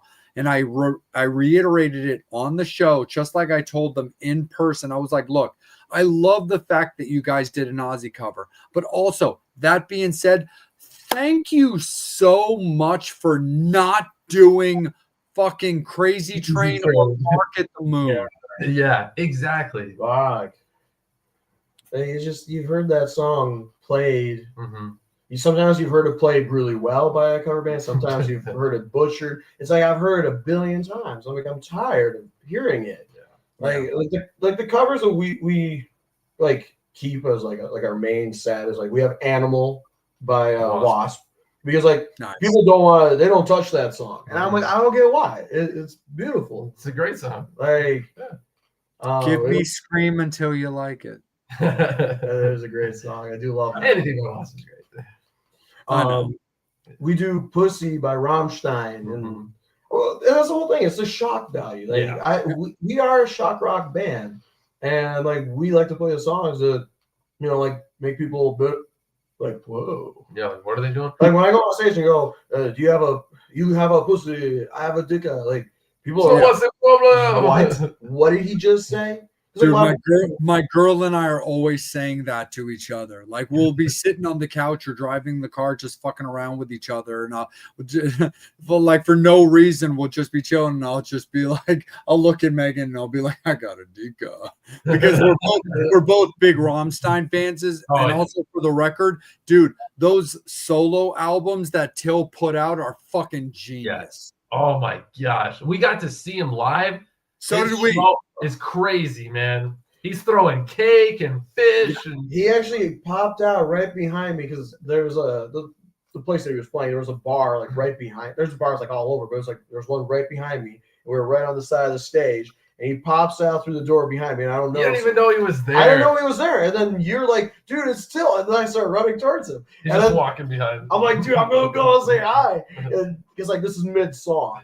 And some guy puts his arm out, and I'm like, whoa, bro, that's fucking Till. And I look at his shirt, it says security. I'm like, oh. Settle down, buddy. I'm like, oh. Dude, man, we went to his solo tour, and his like female keyboardist was hitting on Megan. Like they went out through the crowd for one of their shows, and Megan went up, and they were kind of like dancing with each other, and the keyboardist was like sticking her tongue out at her and stuff like that. And I was like, babe, don't you worry about me. I am not delicate. Like I am very, very secure. Go have a fucking blast. It's That's Till. Like Steve actually went backstage. Well, I met Paul Landers. He met Paul Landers after the Rammstein concert. So they were doing their stadium tour a few years ago, and I'm standing down on the general admission area, and this guy comes up, and in the thickest German accent, he's like, "Do you want to come to after party, after show?" I was like, "Okay, yeah." So he gave us another wristband and then a little piece of paper that says "Go to section like 204 after the show" with the red dot. So after the show, we go over there. There's a whole group of people waiting. They took us upstairs. They made us get COVID tested on the spot. And then they brought us into this private room. There was a DJ. There was an open bar. Music was playing. And then in walks Paul Landers in flip-flops, a beanie, and he's just shaking hands and meeting people. I was like, what the fuck is going on here? Man, it was great. When I heard about this, oh my God. Yeah. Like when we went to a bar afterwards, man, I was so jealous. I was like, man, I would love to party with Paul Landers. It was so fun. I was like, there was only 4 guys amongst like 30 women in that room. right. So they knew who they were picking, or they thought I was a woman. He didn't have a beard. I didn't have a beard then. Oh, dude, it's crazy, man. Because you want like, look, if you're truly familiar with Rammstein, you can't really say you're surprised. But I gotta tell you, I've never even Rammstein, who I've seen live, doesn't compare to the triple fucking quadruple 6-time X show that a Till solo show is. Yeah. The videos and the shit that he put up on that screen It's pretty wild. was on an epic level of holy fuck, leave your children at home. That just tells you that there's someone in Rammstein that says, Till, hold on. They're holding him back. Take a step back here. He's like, hey, and what was he? Dude, if you ever wanted the definition of Rammstein can go no more risque, no more shock. Go see Till solo if you really want to hold my beer moment.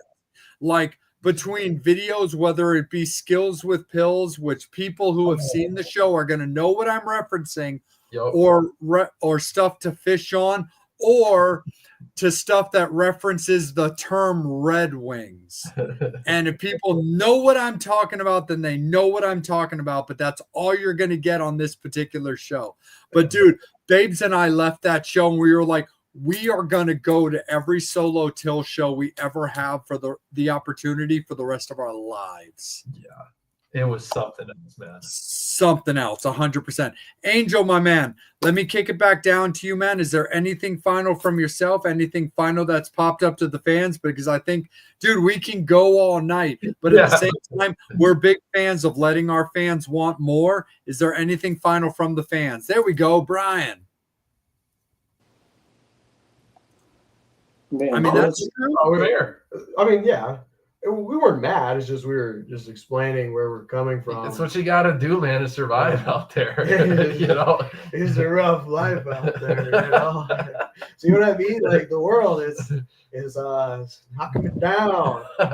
I get knocked down. If only Rammstein would take us out on tour with them instead of have a person play piano of their own songs opening for That's the them. thing. Some people have actually referred to us as the American Rammstein. Yes. Nice. Like our original stuff, like Mhm. like Tool's a pervert, but you know, I'm a pervert too. And we got a song called "So Raw That It Bleeds." Like, just leave it at that. You know. 100%.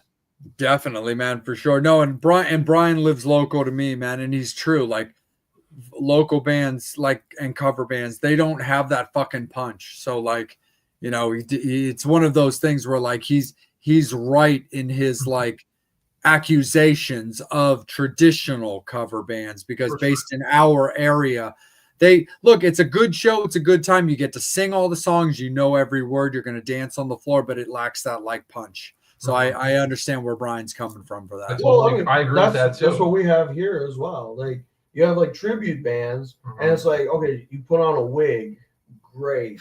That's your tribute. Like if you're a tribute, like you gotta be like Steel Dragon. Like, there you go. You pierce your nipples, you get the tattoo. That's right. Like you can't just put on a black wig and be like, I'm like, I don't know, I'm Bobby Beers. something. Like no, like, Bobby Beers. Yeah. like you gotta live up to it. Like Yeah. you know, like, I don't know. Kim was Nope. the guy. It's a great film. Rockstar. We watch it on the tour bus all the time. Oh, we can reenact that whole movie. Oh, that again. We already know you're coming back on the show, and we'll definitely tackle that because I know every moment, every line, everything about that show. Michael Starr was in that movie. Yeah, He sure was. Right. Yeah. So Like for a split second. For a split second, no, coming out of the booth when he was auditioning. Yeah. And I've also I've met Michael Starr a few times, and one of the last times I met him, because I'm a huge LA Guns fan, and I have the EP when he was the front man of LA Guns. What? And when he did a shit, what the fuck? I forget it. It's called Wasted. It's like a 5-6 song EP when Michael Starr as Ralph Sands is the front man of LA Guns for that record. And when I have that record, and when I presented it to him, he's like, oh shit, this is a Ralph Sands record. Is that how you want me to sign this? I'm like, fuck yeah. I'm like, don't get me wrong. You can sign it Michael Starr and I'm not going to be pissed. But if you'll sign it as Ralph Sands, considering it technically is a Ralph Sands album, I wouldn't hate you for it. And that's how we signed it. Same thing with Satchel. Satchel was the guitar player for Rob Halford in Fight. Yeah. Yep.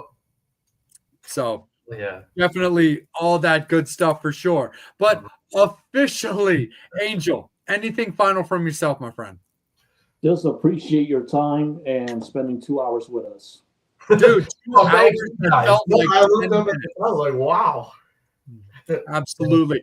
But guys, Steven, Alex, before we let you go officially, for real, please let everybody know where CASTER VOLOR can be found, as well as everything from your socials to, of course, your merch. Because honestly, man, I need me a CASTER VOLOR shirt in my life. Hell yeah, you do. No, just Google CASTER VOLOR.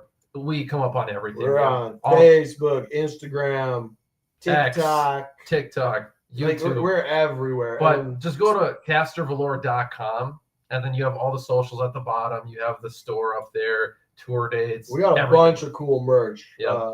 Like old classic merch as well as for Paracosm. It's Christmas. That's right. Yeah, it is.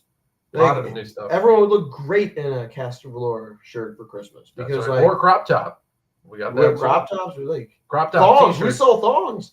We have CASTER VOLOR thongs. Valoria's Secret. Valoria's Secret. There you go. Hey, I definitely wouldn't hate to see babes in one of those. So it looks like I'm gonna be doing some shopping on myself as well, for sure. Yeah.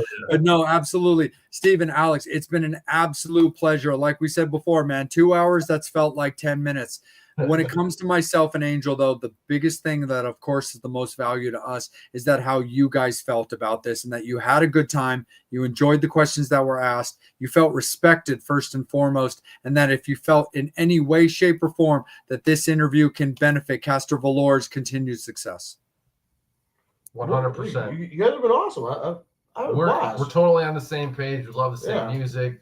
Share some great stories. Oh yeah, Really happy to promote the band. absolutely. Go ahead, Angel. Yeah, we covered everything: sex, horror, and rock and roll. Beautiful. What more do you need in life? We get all those are the big food groups. We got them all. Yep. Absolutely, for sure. Absolutely. Metal Summoners, thank you guys so much. You guys have been fucking kick-ass as always. You know, Brian, Lisa, everybody that tuned in and watched out, we really appreciate you guys. Thank you for showing the show so much support, because the fact of the matter is, while we appreciate that you've shown me and Angel so much support, by you guys watching the show, you're really supporting the guys. You're really supporting CASTER VOLOR, because they're our interview. They're the guys that we got to talk to. They are the guys that made the time for me and Angel to come into their world to talk about what they've got going on. So that does not ever get lost on me and Angel and what we get to do. So that being said, again, make sure that you guys are supporting CASTER VOLOR on all of their socials for everything that they've got going on for tour dates, upcoming music. Keep a watch out for 2026, and make sure that you guys are shopping for merch. Yes, it's Christmas, so definitely go shopping for your loved ones and for yourself to support the band. But again, just in general, at any time, we understand that purchases have to be made at this time or at another time. Make sure that you guys are keeping them in your thoughts for purchases to allow them to stay out on the road for everything that they do. When it comes to the Metal Summit, please make sure that you're following ourselves on all of our socials. When it comes to ourselves, please, the Facebook and the YouTube page are the biggest pages to follow and subscribe to, because that's where the interviews take place on, and that's where you're watching the guys right now. If you like knowing what we've got going on and you kind of like being the first in the know, the Instagram is an incredibly great page to follow, because most of all of our announcements come out on that page first. When it comes to Angel, please follow him at AngelAlamo78 on Instagram, as well as his personal page on Facebook. Myself, I can be found at Salem.vampire on Instagram, as well as that same moniker on Facebook, but I have a personal page as well. Our beloved Psycho Steve, who works behind the scenes. He's kind of our ghost, but he's our bro. Please make sure that you're checking out PsychoStevePresents.com, but at The Real Psycho Steve on Instagram is where he can be found as well for everything that he's got going on. But again, circling it back around, CASTER VOLOR on all of their socials, as well as, of course, their website to know what they've got going on. Metal Summoners, we appreciate you guys so much. Thank you for rocking out on our double dose of the Metal Summit this evening. Again, we really appreciate Saving Phoenix kicking it off. And again, CASTER VOLOR fucking bringing it home with us. We will see them in the future. We're going to have a great time with them. Enjoy your guys' rest of your week, the rest of your evening. And of course, make sure that you guys are checking out the Metal Summit Facebook pages, as well as our Instagram, for the announcements that are coming out over the weekend for next week's episode. We're going to see you guys in a week. We're going to sign off for now. We'll see you guys real soon on behalf of myself and Angel, and of course, CASTER VOLOR right there. We appreciate you guys. Be good. Take care of each other. Look out for each other and keep listening to metal. As always, you guys have been watching the Metal Summit.